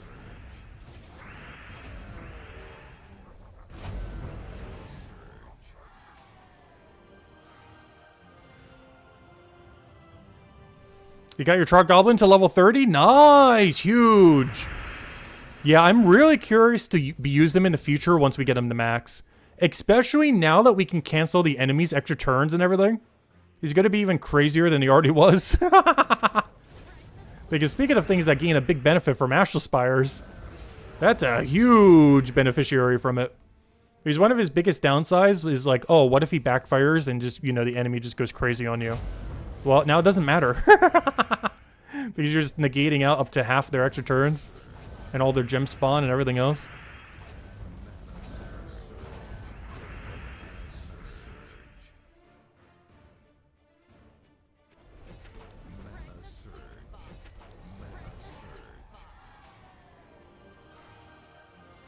Oh, is there a Legends Reborn coming up? Wait, do we have the calendar for March yet? I don't think we're getting that till next week. We'll probably be able to go over that next week's Monday, though. Honestly, next week's gonna have like a crazy amount of stuff. Let's say hypothetically the patch is next week's Tuesday. That means we're gonna get the calendar for Monday. Then the patch on Tuesday. And then, you know, just everything with the patch that we'll have to do going forward. It's gonna be a crazy week if that's how it turns out. And it should be the biggest update since like 2019 as far as switching up the meta. Like, it is a very heavy meta shifting update. Which we already knew beforehand that it would be, but honestly, after seeing it all, it's even more so than I thought it was going to be. It's even bigger than metals were in 2019. As far as how much they change everything forever. Though, unlike metals, they only make things easier. Metals made your enemies also stronger. But when it comes to Astral Spires, only you are getting stronger. Your enemy's not getting any stronger from them. Which is one pretty big distinction between them. Is the Spires are just pure power. Whereas metals were a bit more strategic because both teams are getting the benefit. And you had a limited number that you could do. Whereas the Spires, I'm pretty sure you're allowed to just fully max them out. But there's no refunding your points, so whatever you lock into, you're stuck at forever. So you gotta be really careful what you choose. Because whatever choices you make are permanent, the cost of whatever you're spending. You'll have them permanently unlocked, but the cost is also permanent. Like, you can never respec it. You just gotta wait till you get more of the material. Which is the only pretty big downside of the feature. They're not launching, nor will there likely ever be a way to respec it. So if you change your decision like months into it, you know, you're kind of stuck with it. You'll still have those upgrades, but you know, if you pivot to something else, you got to start all the way from scratch. Like if you got one of the things to like level 20, and it's like, you know what, I want this other one to be level 50 instead. You'll still have the one at level 20, but you know, you got to start all the way from the beginning on the other one. It's gonna take a while to get all that material. I don't see any situation where extra turn mitigation is not the strongest mechanic though. Like even if they rebalance those before it comes out and everything, I just don't see it happening. But no, well, obviously we gotta wait and see until it's like fully in the game. It just seems so strong though. Alright, I'll take that over.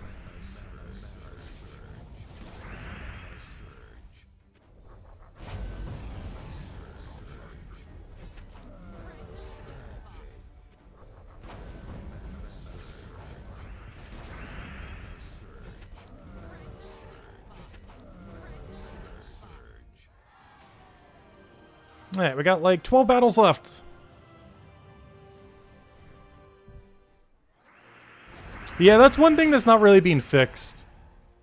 The fact that you can just steamroll every single battle is only going to get easier as of Astral Spire, not harder.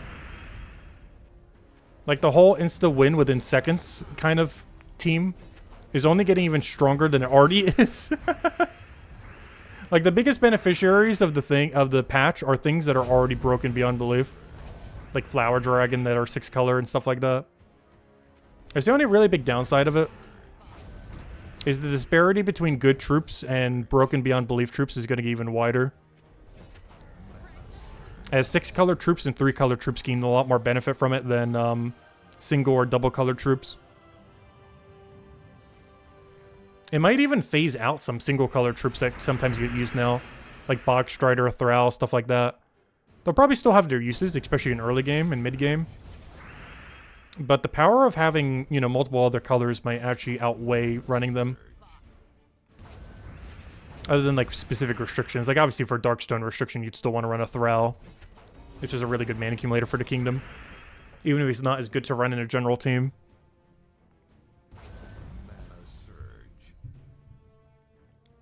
But I am curious if they're ever going to do something about that. Like the whole instantly win within seconds kind of aspect of the game. Because a lot of the game has been kind of moving towards that as power creep has been going through the roof and is made even stronger with Astral Spire soon. Because time to win has only gotten shorter over the years. To the point where, you know, some battles are literally at the maximum point where you could win. Like the Ironhawk Quick Kill team, for example. Like it is physically impossible to win quicker than Dust Devil Triple Ironhawk. If you can one-shot by clicking that button, there is not a single team you could ever make that can win quicker. Except for one. Unless they eventually add traits that instantly win the second the battle starts. But until they add that, that is the only thing that could ever physically win quicker than that team. Since all you have to do is click one ability and you auto-win. You're literally clicking the auto-win button. The only thing they could ever do is add traits that instantly win you the battle the second it starts. So you enter a battle and then you immediately win the battle. That is the only thing that can win quicker. Is if there's literally a trait that says automatically win the battle at the start of battle.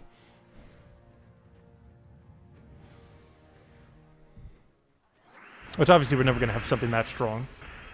Although we'll find out in like 3 years when it gets added. That'll be the day. When you can win Explore 1 just by starting the battle, power creep has finally maximized in the game. Where you just enter Explore 1 and the traits just auto-win within, you know, before you even click anything. The enemy won't even have the time to trigger their traits. You'll just trigger yours and they're all dead.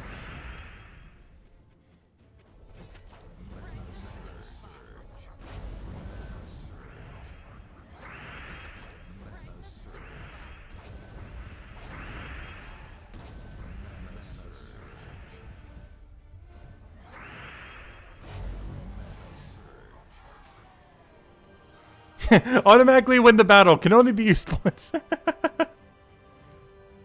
Honestly, I really wish they would have expanded more on the one-time use troops. It's a category of troop that I feel like has been underutilized. There's so many strong things they could put on one use. Zolgoth used to be under that category before they decided to create a billion Zolgoths and make them all like infinite loop. Like, you know, like Maelstrom Dagannoth. But, you know, back when they were considering the balance of the game, there was a thing as Zolgoth being considered too strong to cast multiple times. So it was only a one-time cast troop. But they eventually made it infinite cast, which then brought the time that Zolgoth was used like everywhere. Then they started adding Zolgoth alternatives. But then they just started adding stronger Zolgoths at a certain point.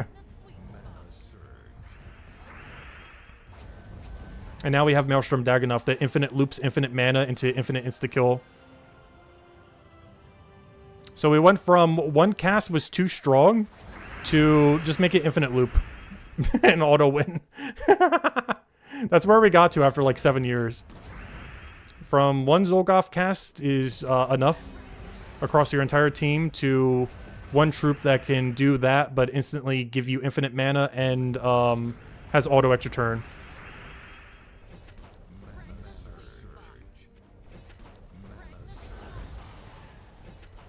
Which I think is the craziest part about Maelstrom Dagannoth. It's not even that he creates 12 potion gems, which is really strong on its own. The fact the auto extra turn creates that while also insta-killing is the crazy part on it. And the sad part is power creep is so high that he's normally not even the quickest method to win. Because Flower Dragon, Celerix, and other stuff win quicker. Generally speaking, unless the enemy stats are like absurdly high. Like if you're doing like super deep Underworld, I mean. Because that's where insta-kills are still better. Oh, I should have taken that extra turn skull first. No, he took it. No, that was mine. Should have grabbed that before we did the cast. Now we don't have anything good here. Oh, yes, we do. We have that one.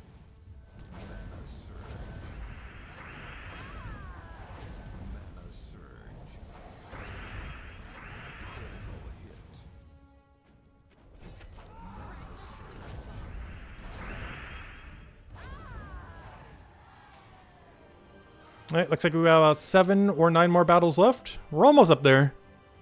I am curious to see what our point difference is between them, because we have been losing a couple points here and there. We lost Eye of Argus the one time. I think one of the battles went a little bit slow, so we lost a couple points there. I don't feel like we've lost that many, though. I think in total it's like under 10. But we're going to start losing some soon as the team keeps going slower. It'll be more likely that we'll lose some to speed. Because every turn you take counts as one, like that red that I shouldn't have taken there. Because even extra turn spamming still counts as turns in this game mode. Towards lowering your score. Which I believe the only game mode in the game that's actually applicable to. Or even extra turning counts as a turn going by. So you can't just like infinite extra turn spam this game mode. Like you can to win, but if you do it for too long, you lose points.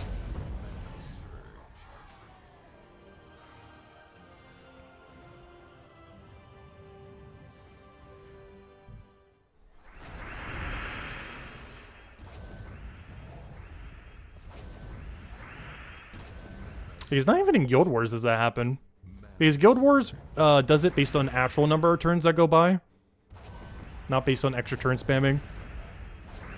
So if you start on turn 1 and do 20 extra turns in a row and the enemy never gets one, that still counts as only one turn. To make the 2-turn threshold. But in this game mode, every single extra turn you take counts technically as a turn towards the counter. I forgot how many it does until it starts reducing it. I want to say like 25 or 30 or something. I don't remember. But something like Guild Wars, every extra turn you take does not count towards the turn timer. Only losing your turn and, you know, going to the enemy turn would count as a turn.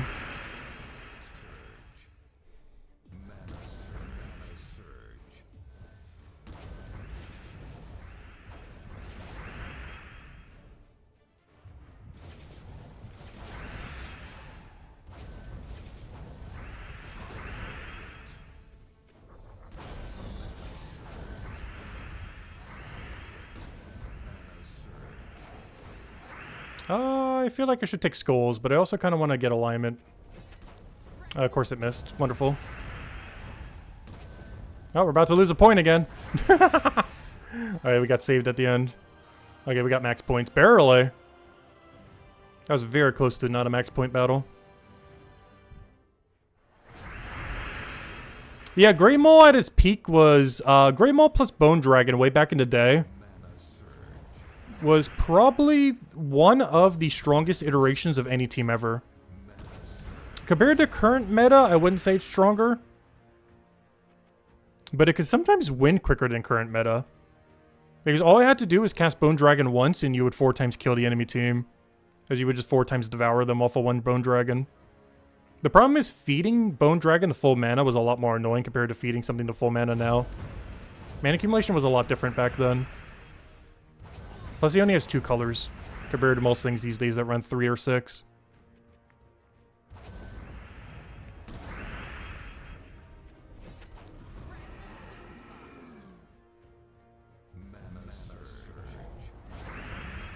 Leviathan is going to be shiny level 3 in Guild Wars. Yeah, unfortunately it's still dead content, unfortunately. I'm going to be skipping it this Guild War.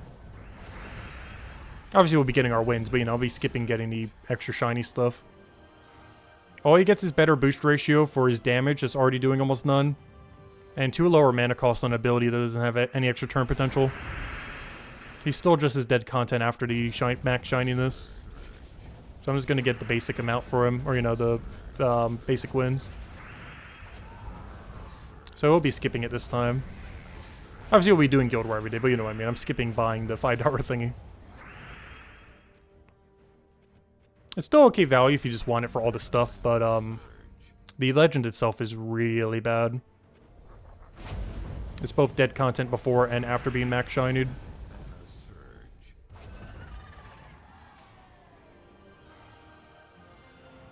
Which is kind of unfortunate. Because ideally when they do that to troops, it'll make them, you know, actually usable again. But there's no saving Leviathan. Unless they're doing like a shadow buff to him the week of the patch or something. Unless they buff him directly beyond just the shininess. But if he's just getting shiny, he's not going to be useful, unfortunately. He needs a bit more than that.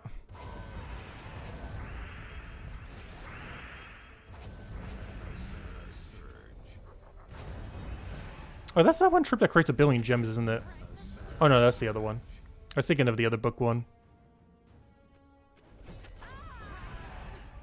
I should probably kill this thing before it escapes. It's only 1 yellow away from escaping. No way. We got so lucky there. He just rolled the 30% escape chance. He's the first one to try to get away this whole time. Luckily he didn't. We got lucky there.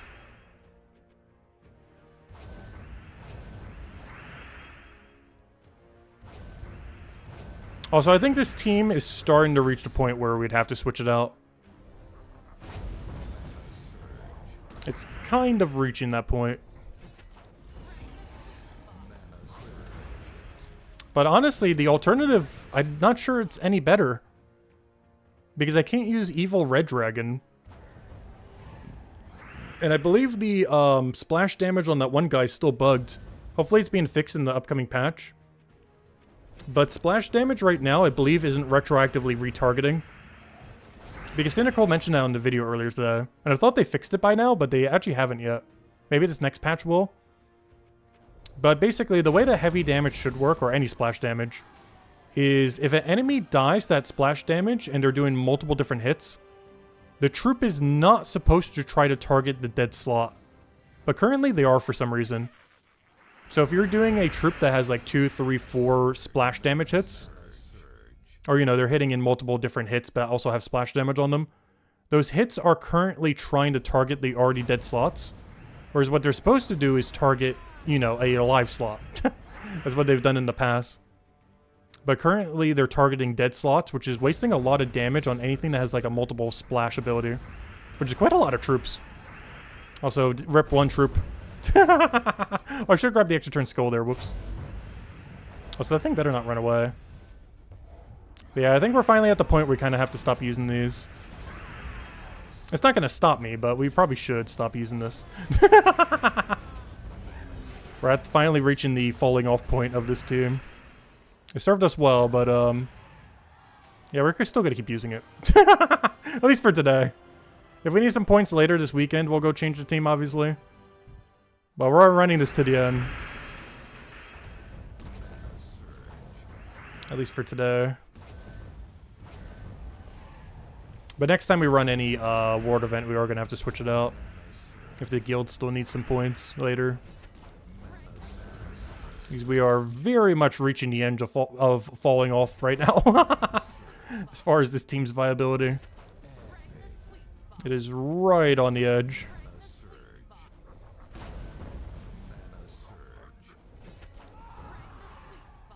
I should have taken red extra turn there.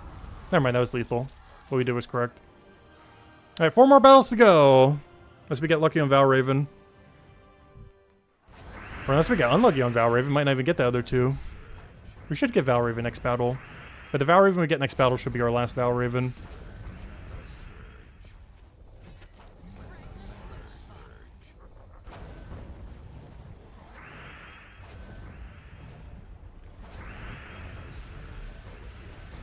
Does this thing have tank ability? Why you use... Oh, you have 33%. I thought the thing had 0, but then I seen how little damage he's doing. He's like, wait, how on earth are you still surviving? Yeah, that would explain it.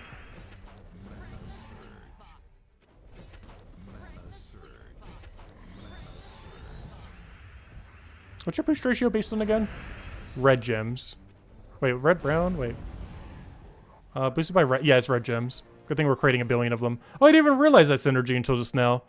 What's her name creates red gems that he then boost ratios off of for extra damage. I didn't even realize they had that direct synergy. I haven't really been trying to utilize it since his base damage is already kind of enough. But every red we explode with him is 8 more damage. Normally that wouldn't be worth going out of our way for, but this team actually utilizes that. I didn't even notice that till just now on like our final battle. Would have been probably good to know several battles ago. I didn't even realize, yeah, he has red boost ratio based on red exploded. Oh, it's red, brown, and skulls. Oh, there's a ton of them right there. Very dead. Alright, there we go. Is that the final battle? Let's see how we did. Nice! Oh, we tied! Oh! I think we lost 2 or 3 points. I think 2 based on this disparity. But yeah, we both lost exactly 2 points. Because I think I lost 2 from 2. I don't think we lost any from going too slow. I think that one that we went slow and we didn't actually lose any on then. But it looks like we lost 2 from losing Eye of Argus twice. Well, one Eye of Argus and one of her we end up losing. But it looks like based on this score disparity, we both lost 1 troop twice. But otherwise, it's perfect score. Oh, is it? Oh, never mind. We lost 12 points then. Never mind. We just both happen to also lose 12. That's still pretty good, though. So yeah, that one battle that I think I went too slow on was too slow then. Because I'm pretty sure we only died twice, which should have been 2 points lost. So the other 10 was going too slow on a battle or two then. Where we just went like way below speed. That's fine though. It's just kind of funny that we both did exactly the same. But there we go. But yeah, just use like 3 to 4, or no, you can't use 4, but you just use 3 of Eye of Argus, simple. For both game modes, just put 3 Eye of Argus on your team. Easy. But yeah, that's why we didn't show it for the video. Otherwise, I would have. I wanted to so badly. I mentioned, like, the double thing. But, yeah, obviously we were going to run triple or quad. That was always the intention. Obviously, I'm not going to do a copy-paste of quad Eye of Argus for the video, though. I wonder how many people actually have quad Eye of Argus. It has to be, like, less than 5% of the player base. These even endgame people, I don't think, bother spending, like, the 8,000 diamonds, 12,000 extra to go get the rest of them. Like, you use them occasionally, but not enough to justify that many diamonds if you know... like, just recently got all mythics or something. There's so many other mythics you would get, like, 2 to 3 of before Eye of Argus. I wouldn't say he's, like, the absolute last one, but he's definitely low on the priority list of, mythics you would try to get 3 to 4 of. He's high enough that you would eventually do it, but not so high that you would prioritize it early on. Or even at any point. But anyways. So based on the poll, it does look like we will be doing the fun teams for Guild War. So we'll be doing that this Thursday, Friday, Saturday, and Sunday when Guild War rolls around. Beyond that, yeah, we will be doing the patch whenever it comes out. I assume that is next week's Tuesday, but if it is tomorrow night, well, you'll see us again tomorrow night. Otherwise, we'll be back on Thursday. Other than, obviously, the Brighter Shores thing we'll be doing every day. But yeah, that's pretty much the game plan. Hopefully, the patch comes out next week's Tuesday then. Then that following Wednesday, we would cover the Astral Spires in a video going over, a bunch of paths and everything you do now that we'll know the final numbers for everything. So we can kind of see it in game, see the comparison, see what the balance is, all that, and kind of go from there. And then on that following Thursday, we'll be doing another Spire-related thing, except not related to Gems of War. We'll be doing Slay to Spire 2. The beta comes out on the 5th. So if that patch comes out at that time, that would be perfect. So we'll have a whole week of Spire content. Where initially it'll be for Gems of War Spire, and then we'll do Slay to Spire 2. Which is still Spire-related, just completely different game. But anyways, guys, that's the game plan. Hope you all have a wonderful week. We'll be back for Guild Wars. And yeah, best of luck with Blue Guild War. Don't forget to set your defend team on the next 2 days. And yeah, we'll go from there. And let me double check. Is my guild keep set correctly? Because I think only me and one other person can set it. Yeah, we set it to green. All right, we're good to go. And then we'll set the defend team tomorrow and be good to go for Thursday then. Anyways, guys, hope you all have a wonderful week. Best of luck out there. And if anything more happens with 9.1, of course, we'll be going over it. But until then, Guild Wars. Blue Guild Wars should be pretty free. We'll just mess with a bunch of fun teams, just kind of mess around with it then.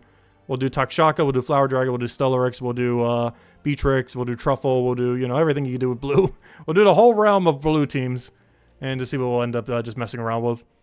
So every single day we'll probably do something slightly different for unless we need like a really solid team for the final battle. Also, we have Maelstrom Daganov too. Gosh, blue has so much broken stuff. We could literally run a different team for every battle. Though, just so we're not switching as much, we'll probably just run a different team, like 2 different teams per day or something maybe. Just so I don't have to change the team literally 20 times. But we'll do something for it. But anyways, have a wonderful week, and I'll see you guys then. Goodbye, everyone, and thanks for watching.